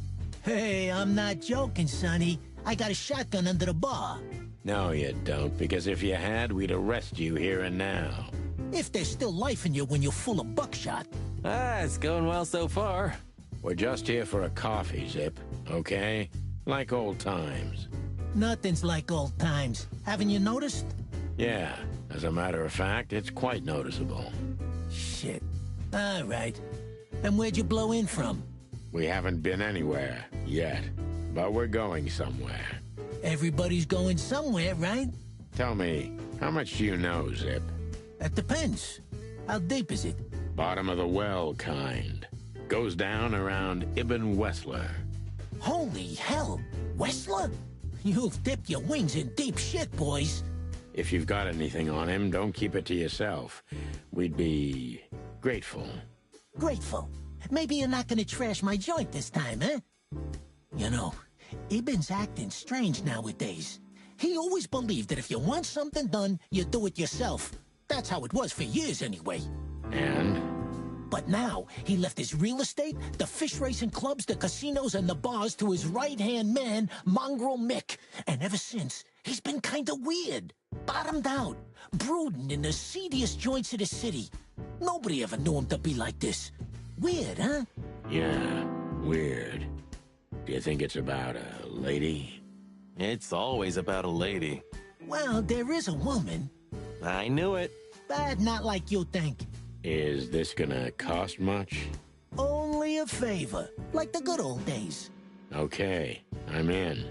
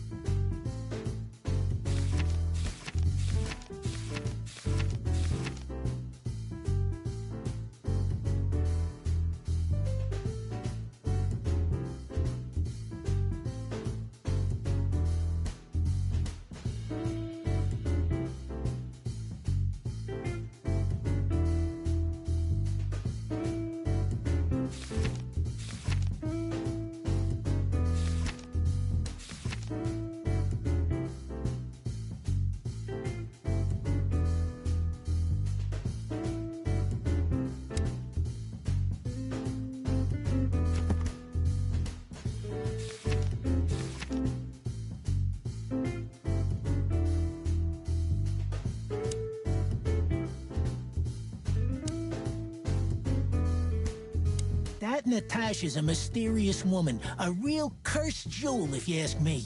She came out of nowhere 2 or 3 years ago and landed on the stage of the Millions almost immediately. Is that so? Interesting. Yeah, she's got a fantastic voice, makes men go crazy. But we all know that's not what's important. Then suddenly, bam! She got the whole club, just like that. But we know exactly how it was. I can imagine, yeah. Since then, it operates under the name the Czar Club, right? The old click is still clicking, right? Yeah, the club was renamed and remodeled. Everyone knows she was Ibn's lover, but she's not your usual canary. She didn't get involved in Ibn's dirty dealings. Then how exactly does she fit into the picture? Check this. A few months ago, the old rat pulled out of his own businesses and gave control to Mongrel Mick and his mob. Mongrel Mick? Doesn't sound familiar. Mick the Marauder, ring a bell? Damn, that little monkey came this far? I think that little shit took advantage of Ibn not being himself. Which has something to do with this Natasha, right? That's my guess. Thanks for this straight dope, Zip. We owe you one. One? You owe me the price of a new coffee shop, remember? Okay. Whatever you need. Just call us. I clucking will. Thanks, pal. Hey, I'm not your pal, Marty.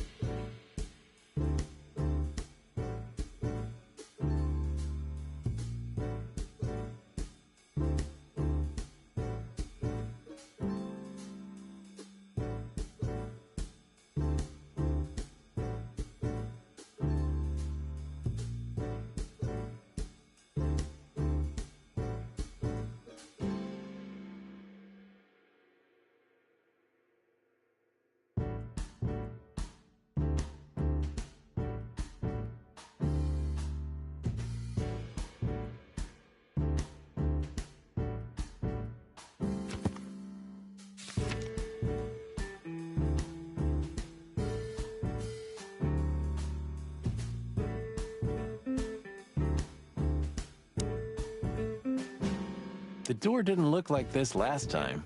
Yeah, because last time you tore it out and beat that baboon with it. Oh, yeah. I remember now. So that's why Zip remodeled the whole place. He had to. We didn't leave much of it standing. If I didn't know how nice we are, I'd almost hate ourselves. Welcome to the club, partner.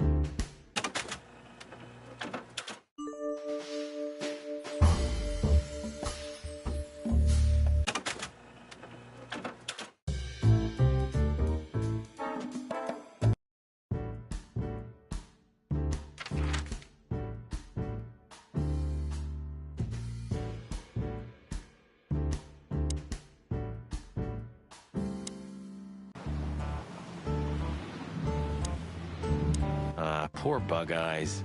At least he's playing music. I mean, he's doing something. Most of the debt.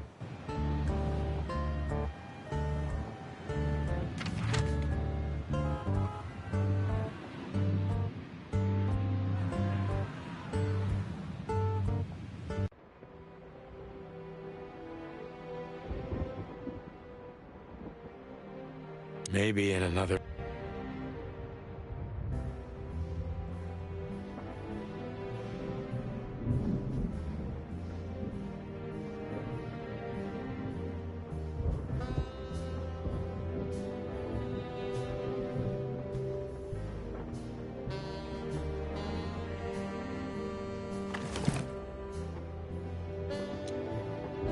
I haven't dusted you off in a while. Molly, my ex-wife. What do you have to do with all this?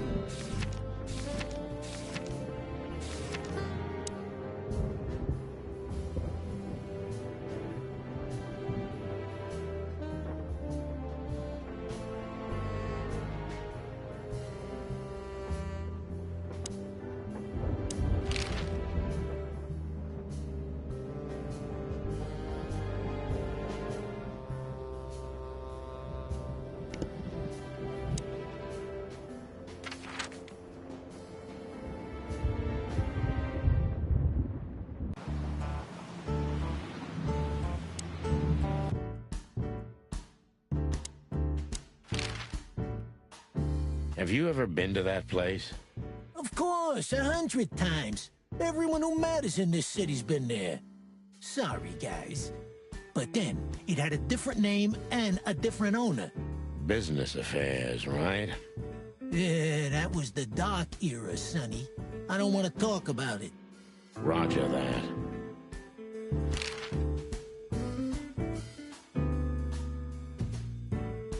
I've got to say, you've revamped the joint pretty well. Yeah, after you trashed it, I had to. Look, I'm sorry, Zip. That ocelot and his gorilla. Baboon, not gorilla. Whatever. Sonny, what's your beak? So you owe me one until about the end of time. But I'd settle for you washing up here for a few years after retirement, Sonny. Mind your tongue, furball. Ha! So, Ibn's gone insane. Love will kill you in the end, they say. Seems like everyone's in a poetic mood today. You're one to talk, by the way. Huh? Why?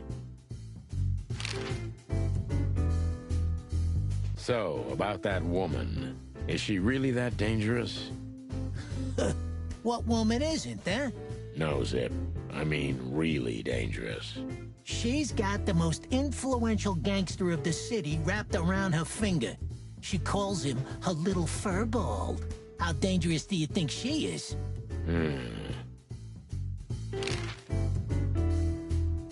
You didn't get any younger, pal.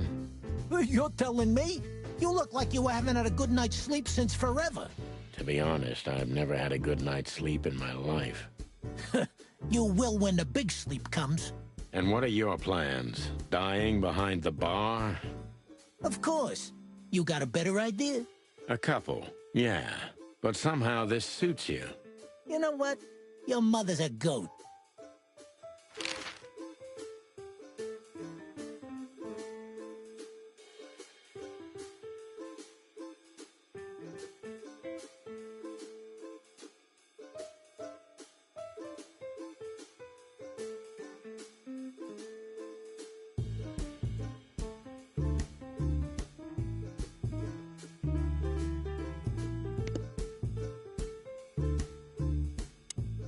You sure talk a lot. And maybe the past is haunting me. Once a rat, always a rat, right? Oh, come on, Zippy. Don't be so hard on yourself. You got out in time, and you've been living an honest, ordinary life since then, haven't you? Yeah, right. How lucky am I, eh? It's more than what many others get, believe me. What's this no insects allowed shit? You're not like that. What do you think? If I let one in, all of them will follow. And then I can forget my regular clientele for good.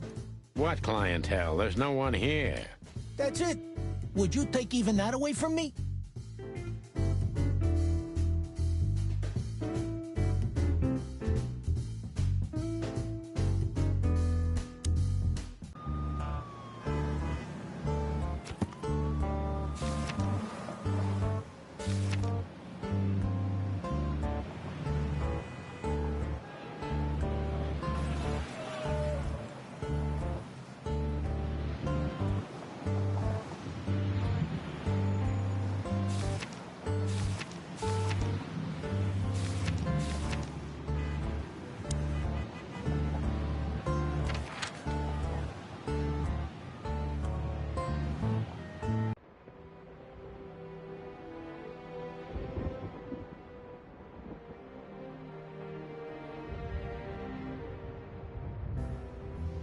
I'm gonna clean up here.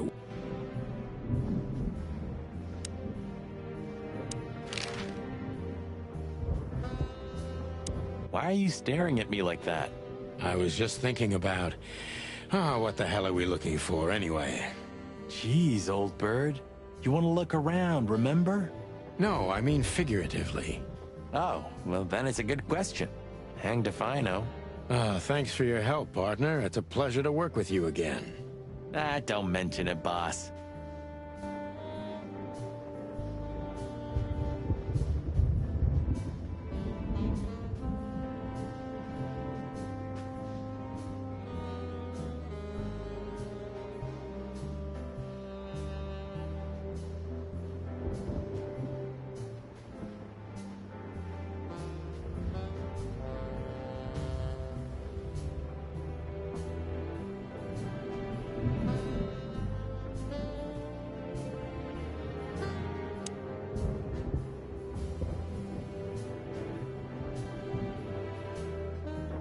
My bedroom. Sort of.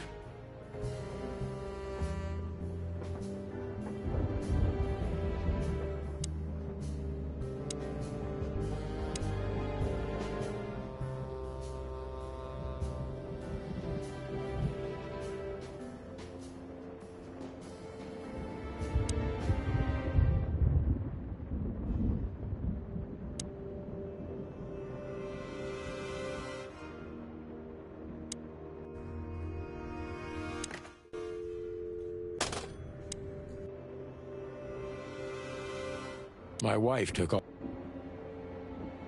Maybe I'm just old. Just a bunch of useless crap.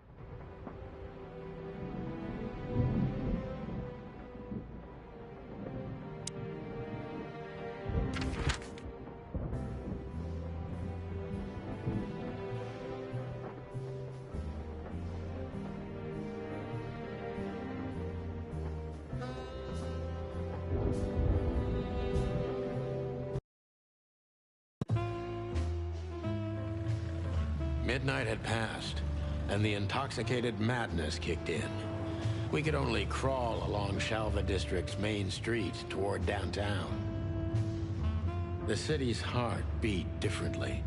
Ancient buildings were defaced by neon signs and billboards, like half-drunk lovers on a fine leather sofa. Great old houses neighbored by garish modern blocks. A place that makes the head hurt.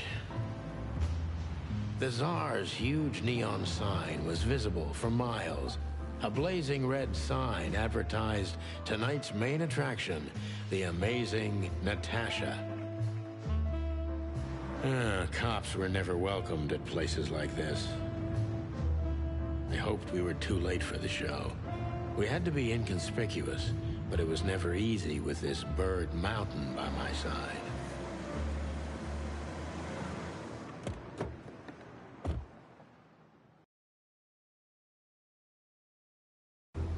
Ah, so this is the famous Tsar Club. More like infamous, Marty. It's not for our kind, that's for sure. And I don't mean that they don't like foul here. Well, at least we don't have to be afraid that they see you as a detective, Boss Bird. Very funny, Marty. So what are we gonna do now? We find Natasha, the broad who sent me the message, remember? But first, we need to get into the club. And Marty, please, don't monkey this up. Excuse me? On behalf of the well-respected and noble primate community of Clawville? Cut the crap, Marty. Let's focus on what we're here for, okay? As you say, Boss Bird.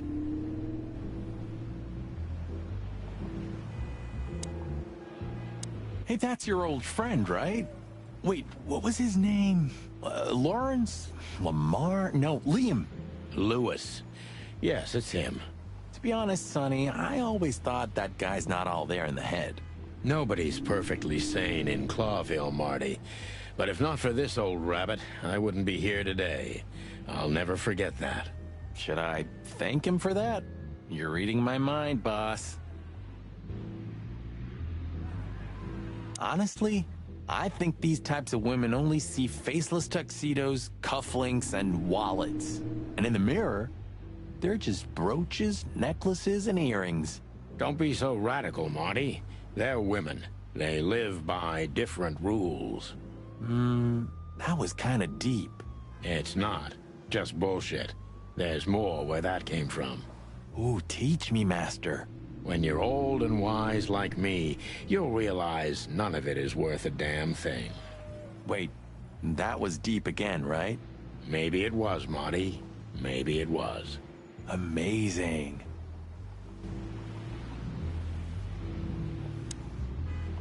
Jeez, look at that guy.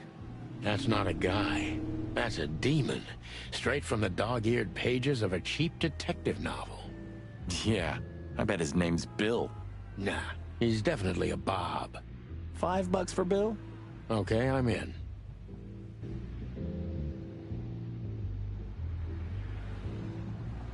Whoa, look at that. Isn't that the new... It is, Marty. A brand new 942 Silver Hawk. Haven't seen such beauty since I left Averia. Of all that's furry, whose is it? Maybe it's Ibn Wessler's. I guess he's no paper tiger. Yeah, he sounds like a fellow who drives around in one of these. Lucky bastard. One day, neon signs will cover the whole world, I'm telling you. You read that in some kind of science fiction book? No, it's just what I think. Oh, so you have your own thoughts now. The world's really moving forward. Pluck off, Sonny.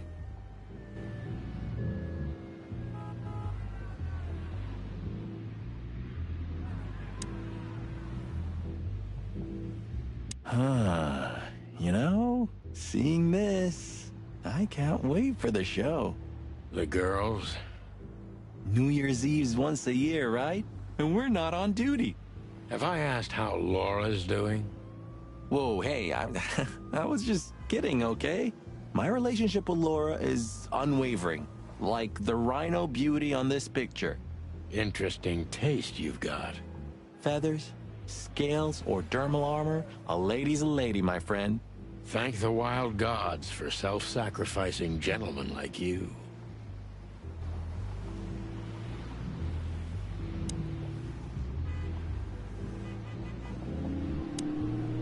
Howdy, pal. Gentlemen, how can I help you on this wonderful, chilly night? We're expected in the VIP lounge. My apologies, but I don't remember ever seeing you gentlemen here before. May I ask? Stop right there, big guy. I get it. Yeah, I know exactly how this works. So what do you have to do to get in? Nothing's easier, sir. Are you on the list? The list? Yeah, don't tell me you forgot. I'm afraid I did, Marty. Sorry, big guy, but I'm pretty sure we're not on the list tonight. That's a shame. I'm really sorry, sirs. In that case, you can't come in. Yeah, right. Thanks. My pleasure, gentlemen.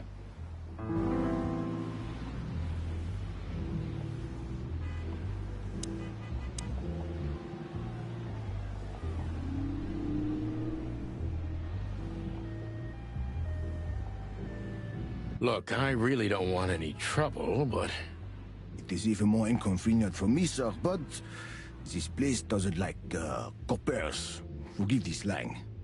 I can't let just anybody in, and there are some I'm strictly forbidden to. Please, you have to understand. Listen here, you cow. Do you have any idea who we are? You ever read the papers? Of course, I know who you are, sir. I read the news and more. And I must admit, it's an honor to meet you in person, Mr. Santino Featherland and Mr. Marty Machikin. The Bell of the Pantheress is one of my favorite books. Oh my god, not the books again. So it would be terribly inconvenient for me if I had to use force on you, gentlemen. What did you just say? Relax, Marty. This guy has chicks like you for breakfast. Thanks for the information, pal. Have a nice night. Thank you for understanding, gentlemen. And forgive me for my austere composition. No problem, Shakespeare. Say, big guy, you know Mr. Lewis Hayworth? But of course. Mr. Hayworth is an impeccable gentleman. And also a frequent visitor of the club. Is that so? Good to know. And? I'm afraid that is all, monsieur. What can you tell me about the first lady of the place, big guy? You mean Miss Natasha Katsenko, sir? You're right on point, pal. Nothing you don't know already, sir. Just try me. Well, she owns the place. And, that's it? Well, that's, unbelievable. Pardon, monsieur, but I'm not permitted to say anything more.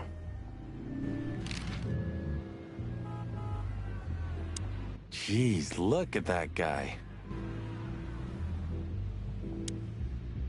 Is Lucas really such a big fan? Lewis. And yes, he's got the whole Chicken Police book series. Damn his taste. Sonny, my dear friend. Hi, Lewis. This is my partner, but I'm sure you already know. You have no idea how happy I am to meet you, Mr. Marty. I'm a big admirer of your work. Pleasure's all mine, Lawrence. Lawrence? Anyways, so, the legendary Chicken Police back together? Isn't it amazing news? Don't ruffle my feathers, Lewis. Those days are long gone. We're just here for the entertainment. Or something like that. I see. Well, that's a shame. See you inside? I have something to do, my pal, but I'll try to make it for the main event. Okay then. Catch you later, pal.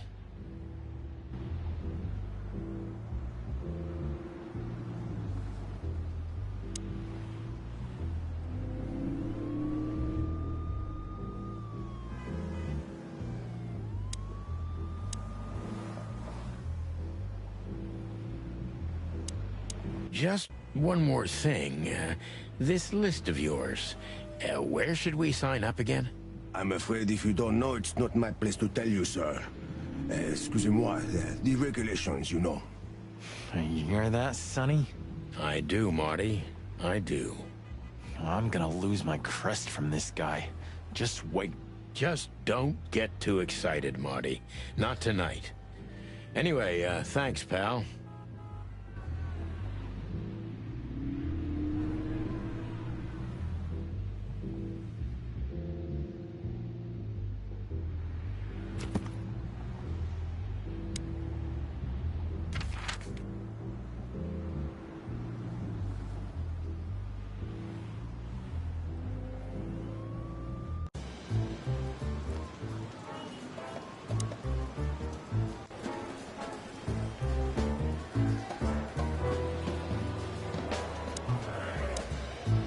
What have you heard about the Hop Dog?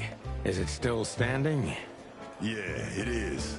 But I don't frequent that neighborhood. You shouldn't either. Things have escalated there recently.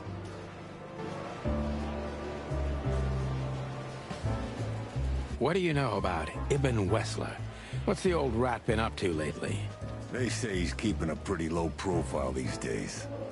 But he's been seen in the company of the Attorney General. Attorney General Hamtaro, eh? That's interesting. Thanks.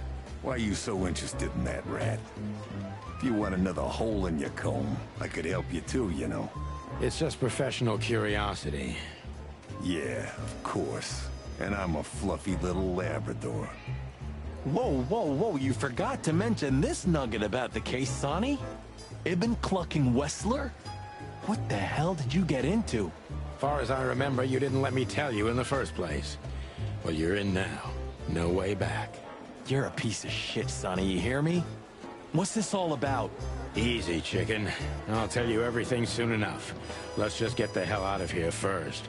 If I already told you it's a pleasure working with you again? No, but that's always good to hear, partner. Cluck off.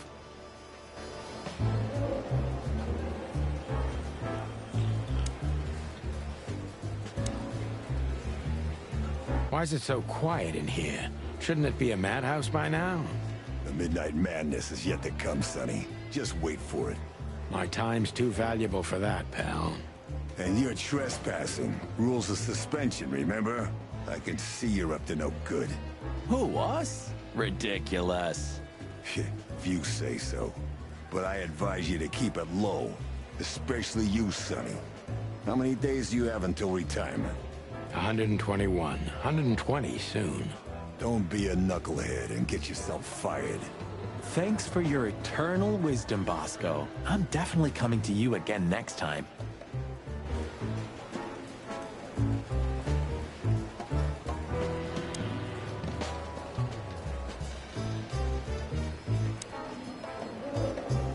What is it, Santino?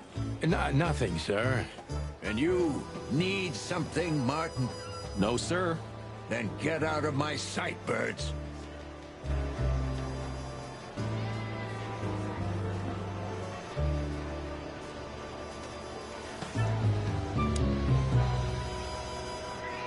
We have no business there.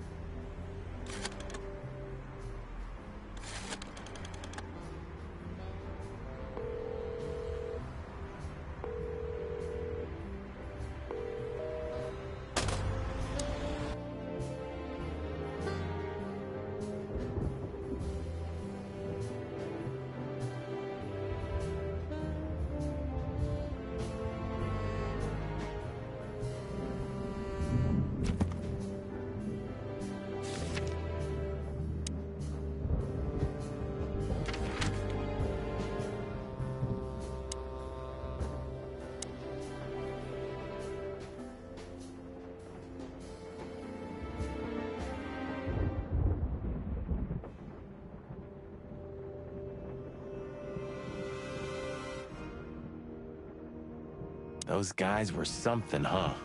Nowadays, I don't know what they were, or what I believed they were. Say, Boss Bird, did you read poetry now? No. Why? Because you're going nuts. Well, thanks. It's like it wasn't even us. She was the one, right? I mean, the one. So? Marty, I don't want to hear it. I don't want to hear a single word. Are we clear? Jeez, calm down, Boss Bird. You weren't an orphan, were you? That would explain a lot, you know? You've never talked about your family.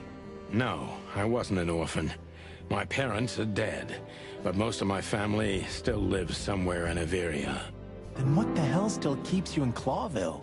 There's nothing remotely good here, especially nothing as good as a family. I had my own family, Marty.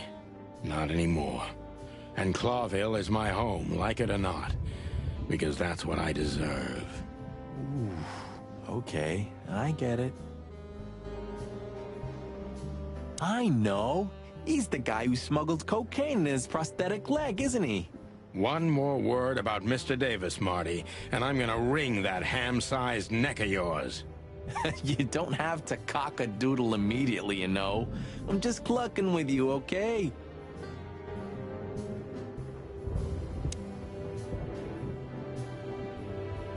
I can't even remember the last time I used this. I suppose I'm gonna clean...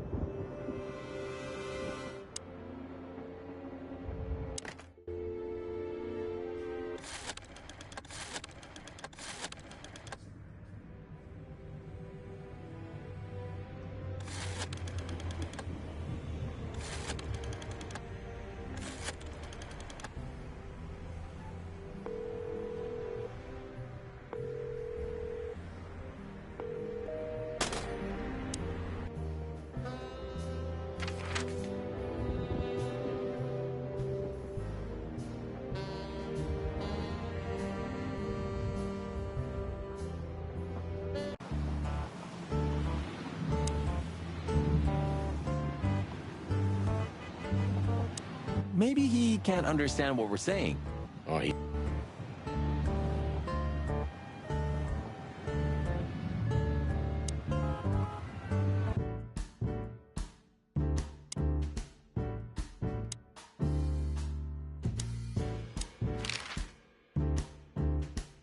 What's this no insects?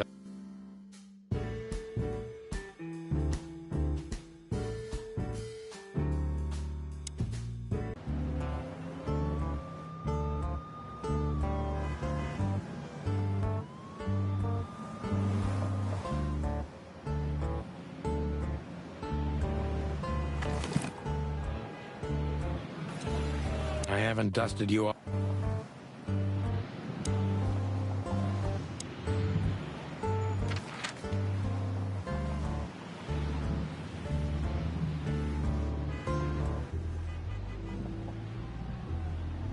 Let's not bother her. Okay, boss. Do you remember when the Clawville Chronicle was a really high-quality newspaper? You mean when they wrote something about us daily? Yeah. What exactly happened to them? Well, they got bored with us, Marty. And to be honest, so did I. But still, here we are working together again. Funny, huh? Yeah, hilarious.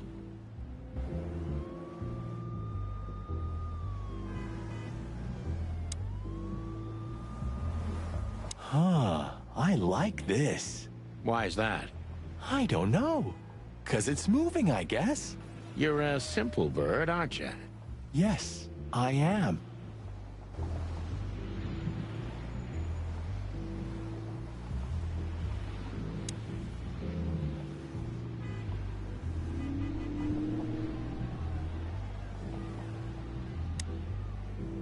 Look, Lewis, that bouncer over there.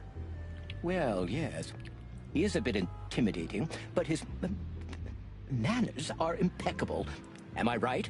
Yes, indeed, but it seems tonight we're not on his list. Oh, I see. Oh, I get it. I get it. You'd like to go in, but he won't let you. Yeah, something like that. No, no, no, no, no, no problem at all. Come with me. I'll talk to him. Much obliged, pal. Yeah, thanks, Bunny. Excuse me. Ah, jeez, what the hell's wrong with you, Marty? What? Did I say something wrong?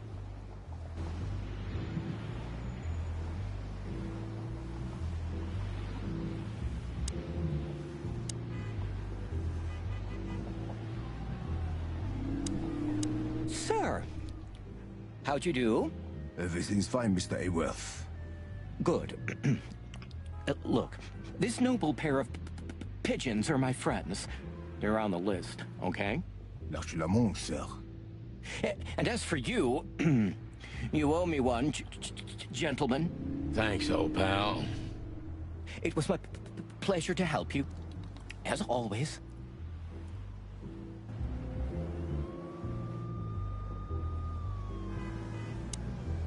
Yes, gentlemen. Hey, big guy, what's your name again? My name is Archibald, sir. Archibald Conway. Well, that's not a Bob. Excusez-moi, monsieur? What? No way, that's not even a real name. I'm sorry to disappoint you, sir, but my name is Archibald Conway, without any doubt. Blackjack Conway to my friends. Well, thanks, Blackjack. It was a pleasure. We'll be on our way now. The club welcomes you, gentlemen.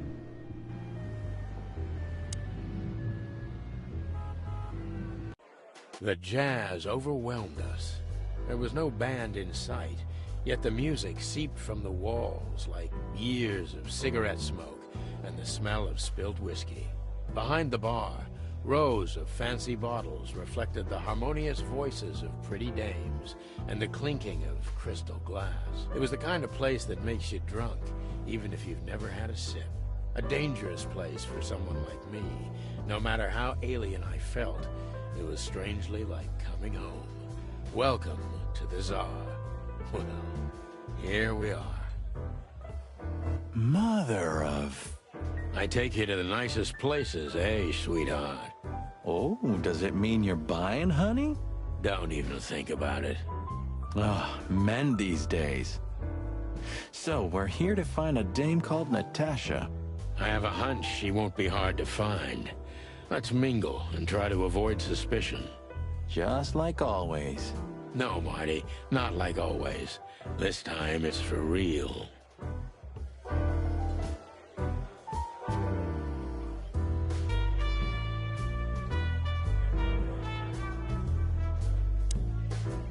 Hey, there's Philmar. Who?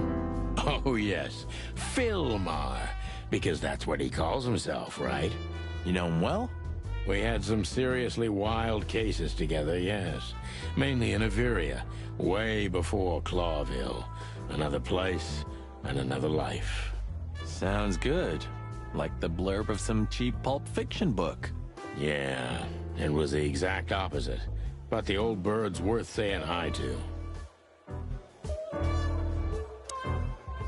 Well, well, if it isn't the great detective, Marlowe. Blow me, Sonny. You know I don't use that name anymore. Okay, Mr. Dumbass alias Phil Marlowe. So says someone who tried to go undercover with the Feather Pillow Mafia is a turkey.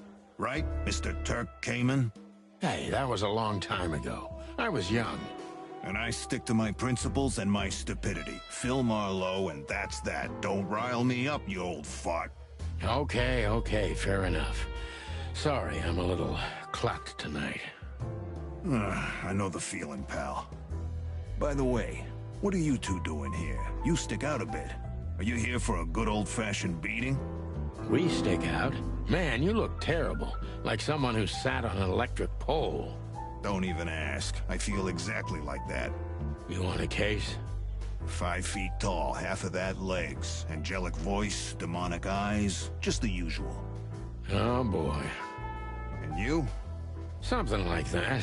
Just don't know the exact numbers yet. A dame named Natasha.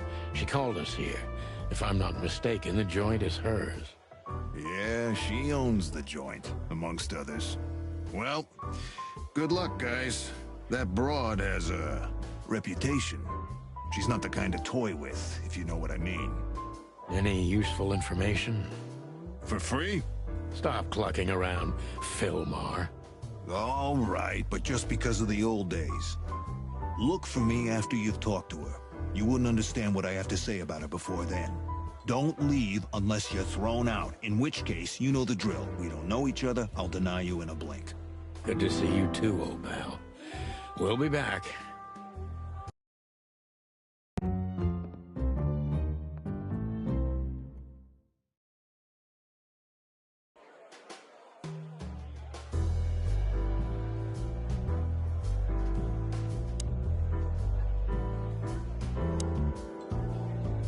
Two whiskeys, kid, and no horsing around. I've never heard that one before. Sonny, you gotta drive, you know? Yeah, you're right, Marty. Hey, Longface, give me a glass of tap water too, okay? Yes, sir. Coming right up. That wasn't exactly what I meant. As I recall, you're always bragging about hiding your shotgun in your coat so well, no one can see it. Sure. Maybe I have it with me now.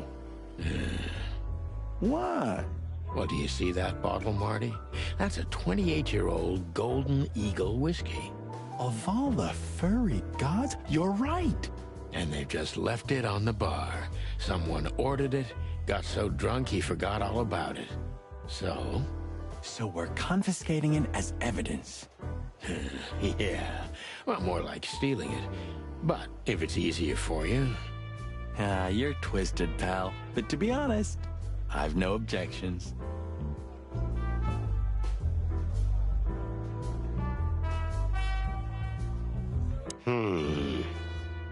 Look, Sonny, I know it's not my place, but Laura's father went to that guy when his, problems had gone too far. You're treading on thin ice, Marty. No, Look, fellas at the station are talking, you know? All kinds of things. Moses, Plato, Bosco, and the others. Talking, eh? About what? About why Blood Boil took my badge? About what an untrustworthy alcoholic wreck I am? Look, I'm sorry, it doesn't matter. Good, and let it stay that way. At least we're cracking this one together, yeah? Sure, Marty.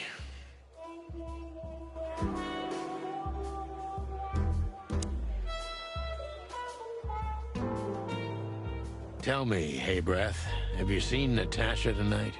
Not yet, sir, but she's coming on soon. Well, can you tell me anything about Mr. Ibn Wessler? Sir, I don't want to. What about, let's see, $5 maybe? But, sir, you haven't even paid for your drinks yet. Yeah, stop riding on the details, Big Nose. You do your job, and we'll do ours, okay?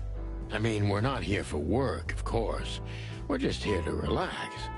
Oh, yeah, exactly. Just a little fun. Of course, gentlemen.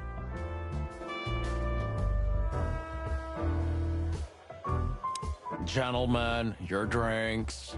Yeah, sorry, but we have to run. Thanks anyway, Bojack. Ugh, my name is not Bojack. I tip you, pal, but I don't have any change, so... Sure, sir. The Tsar welcomes you back anytime. Sounds good, Bojack.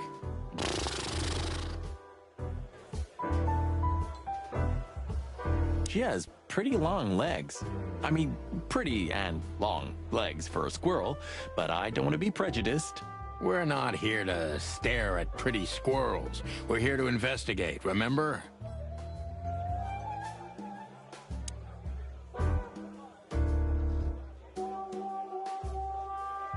So, where the hell is Natasha? Let's ask that stud over there with those nice gals. That guy looks way too horny for my taste.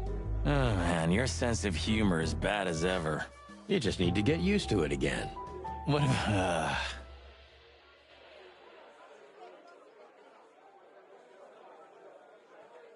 A fox is a wolf who sends flowers. What? Oh, nothing. I read it somewhere. Fascinating. I didn't know you could read. Ha ha ha. Very funny.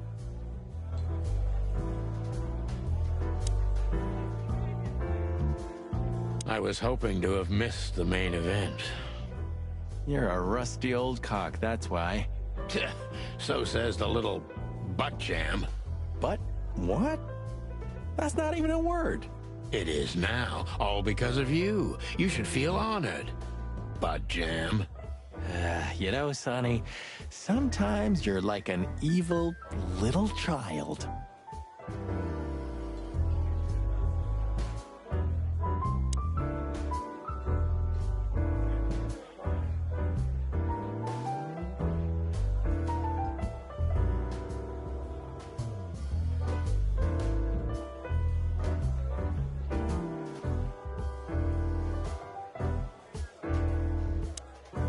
Isn't that? Yes, it is. The great Ibn Wessler, in the flesh. So much for our incognito. You think he noticed us? Only if he's not entirely blind. Great.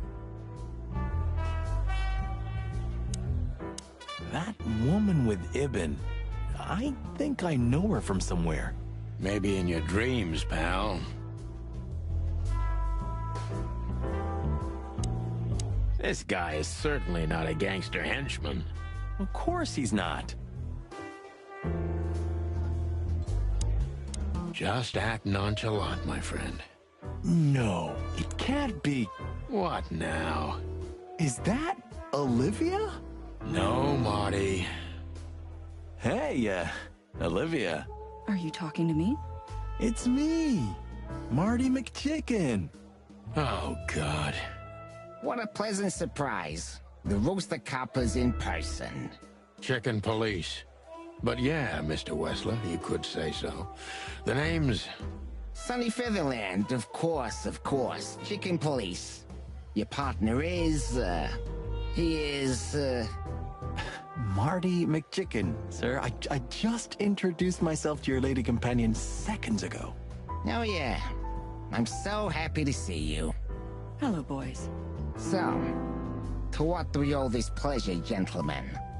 Yeah, so, we were, just in the neighborhood, and... Cut the crap, Marty. All right, we're here for your sweetheart, Natasha. Oh, I see. No big deal. Just a blackmail thing. You know, horrifying threats written on the wall with blood-red paint, the usual stuff. You must be familiar with this kind of thing. Oh yeah, indeed. It's, nasty business.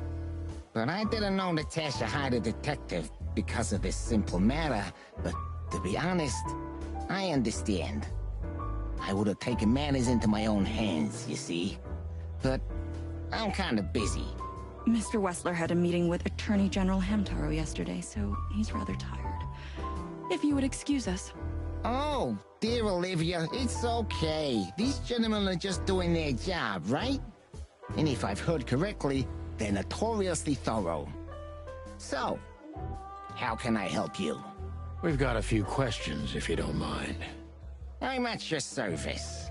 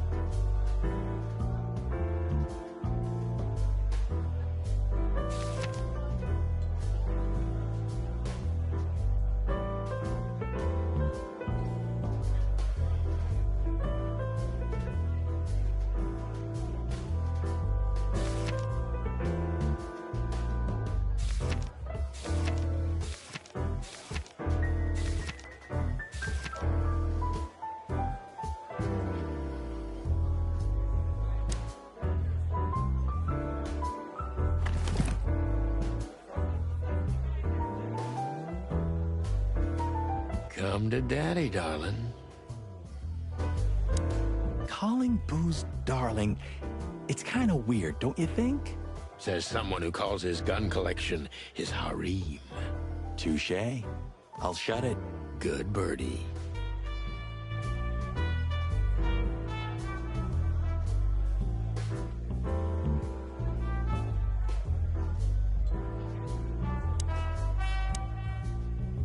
Nice bunker you got here. Well, thank you, but it's not mine. Not anymore. But I'm sure you already know that. Listen, detective. If you want to know something, please ask straight, huh? All right, Mr. Wessler, let's make this a bit more professional.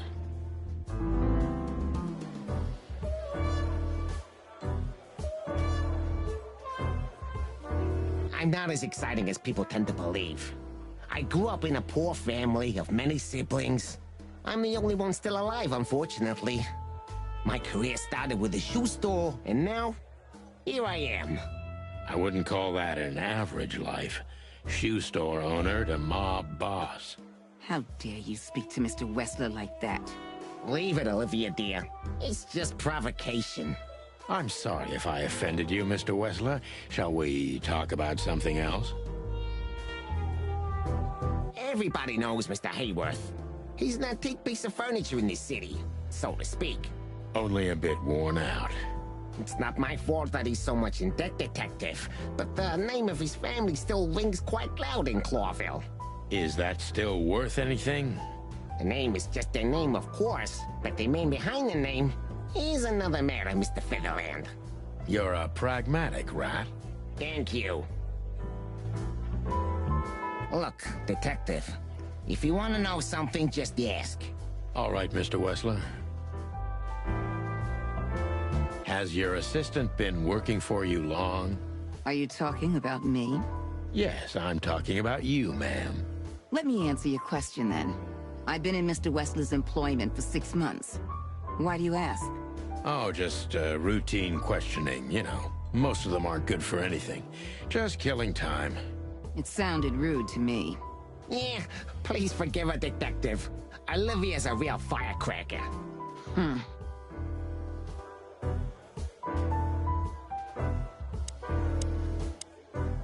Wessler's a tricky guy. Unfortunately, I don't know enough about him, so I have to be cunning. I can't just pin him against a wall. Yet.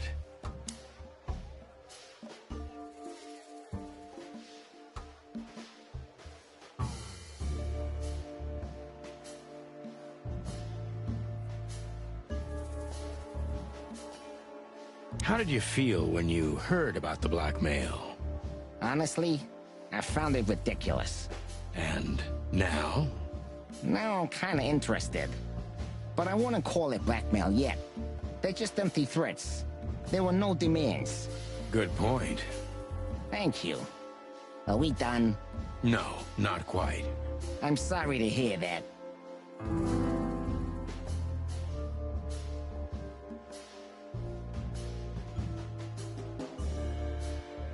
You seem a very busy man. May I ask what you do? It's, uninteresting. Would you elaborate?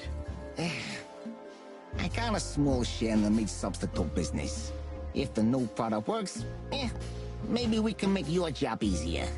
You mean reduce predation in Clawville? There are such plans. If you're interested, talk to Olivia, my assistant. She's an expert in what she does, unlike me. Thank you. That's it for now.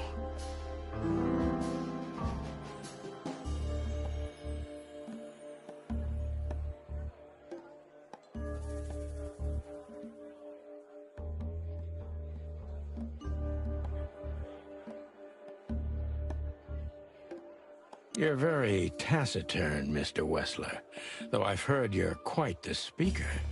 Look, I'll gladly talk to anyone about business, and even happier to talk about art. But, I'm no fan of interrogation on a night out. Are you even on duty? Sorry for any offense, Mr. Wessler. Let's talk about something else. Wessler is tougher than I thought, and he's secretive. It's time to Gently beat around the bush.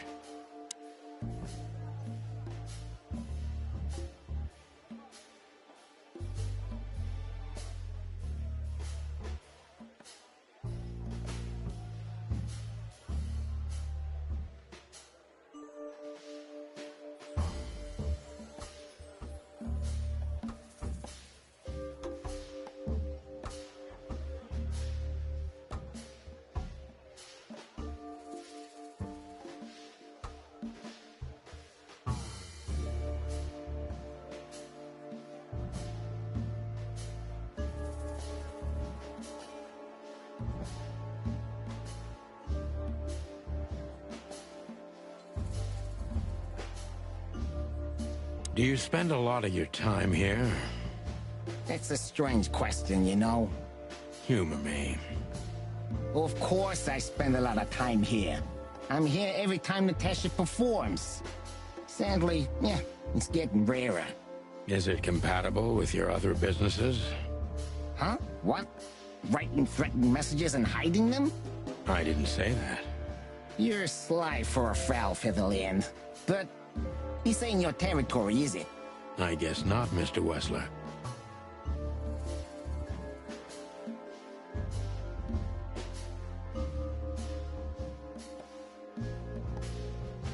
Business going well, Mr. Wessler? Depends on which one.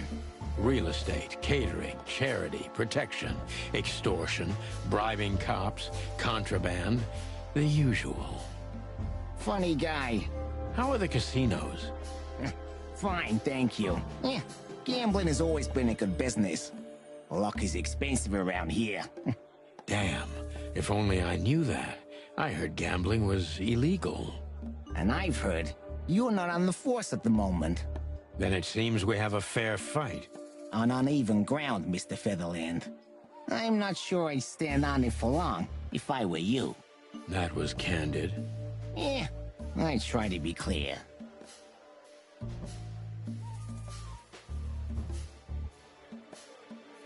Is everything all right between you and Natasha? Yeah, you don't beat around the bush, do you? Understandable, I guess. Naturally, our relationship is stable and perfect. I'm the setting, she's the gemstone. If you know what I mean. I rarely hear such poetry, but I understand exactly what you mean, Mr. Wessler. So, you have your answer? No recent friction? Wouldn't you like to know? It would make my job easier. It would only lead you astray. So be glad that I tell you no. No friction. Ibn is quick-tempered, and I can use that to my advantage. I've confounded and softened him with my previous questions. Now it's time to be specific and ruthless.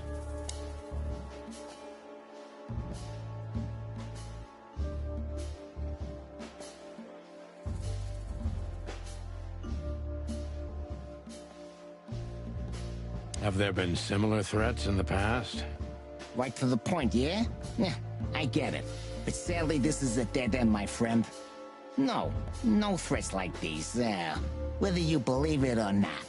Well, it really seems like a dead end, so I'll just back up and try from a different angle.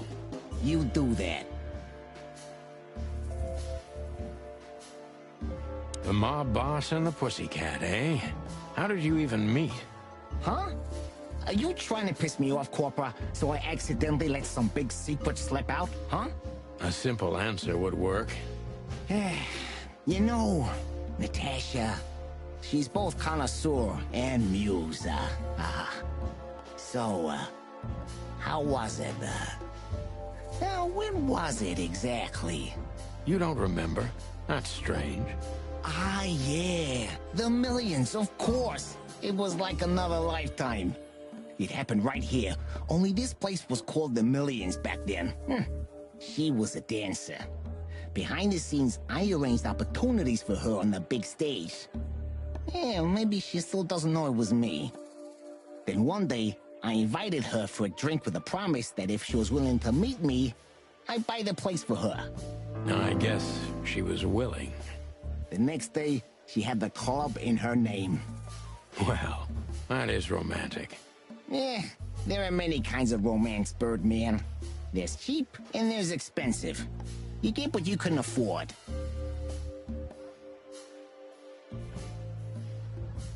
Do you live in the same house as Natasha? Oh, you're really something. Natasha's a free woman, but mostly, yeah, at my place in Gold Town. But she has her own kind of a weekend house. How often does she use the weekend house? Yeah, every other weekend, roughly. I see. That's very important information. Yeah, if you say so.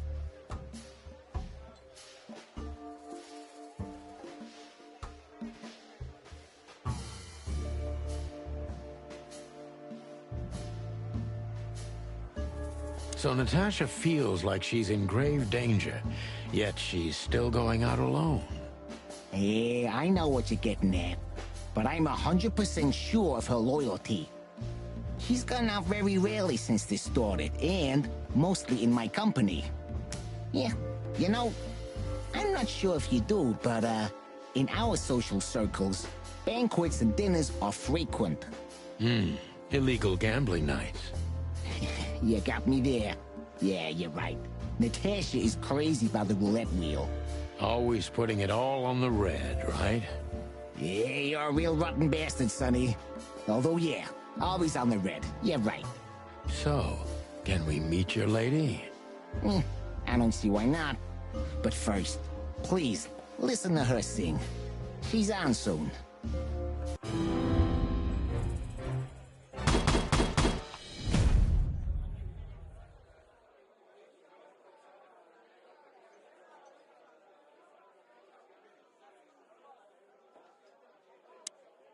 Thank you for your time. We'll be seeing you. I have no doubt about that, unfortunately. Hey, we should grab a coffee or something, Olivia. You know, for old time's sake. Pleasure to meet you, gentlemen. Goodbye. Oh. Please, take a seat. The show's gonna start soon.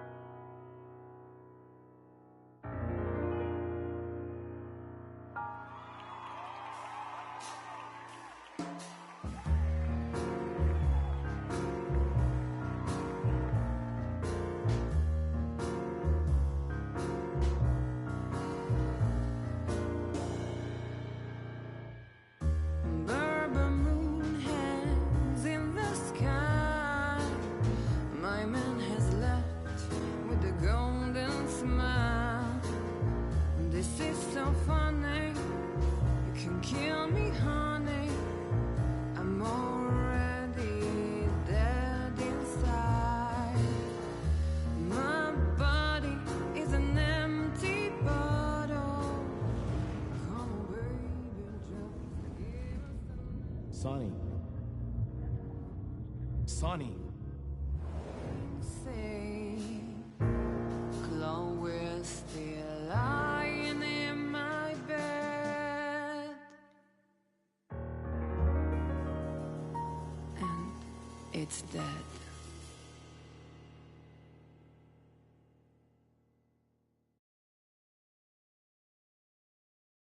That was, unique. Oh, that is cute. Nobody has ever given me such a unique compliment before. Forgive me, my name is Santino Featherland. I thought so. You look more or less like I imagined. More or less. Sometimes less is more, Mr. Featherland. You were amazing, dear. As always. Could you be my little furball and fetch me a cocktail? But of course. Eben will be back soon. We'll have a few minutes to talk. Then he'll end the conversation and throw you both out. With all due respect, ma'am, we're not that easy to get rid of. Doesn't matter who's trying, believe me. Doesn't matter, he'll do it. That's why I'm telling you. I don't want a scene. My room's upstairs. Meet me there in 20 minutes. Come alone, Sonny. You'd be too conspicuous otherwise. Hey, I understand. You know, they call him Target Marty at the station. I don't have time, Mr. Featherland. Sure thing, Natasha. I'll come to your room. 3 knocks, a short pause, then another 3. I'll be waiting. Go, before he comes back. I knew she was trouble the first time I saw her. She wore danger like a perfume. It was simply part of her being, and it attracted me, like light attracts the moth people. I wanted to be the microphone as she whispers her melodies, or the pillow she rests her feet on while reading some cheap romance. I wanted to be her nightdress, barely touching, barely covering her marble skin. But I was a cop, and a lifetime wouldn't be enough to rid myself of what a woman like her hides under her makeup. Keep your distance, Sonny. Just keep your distance.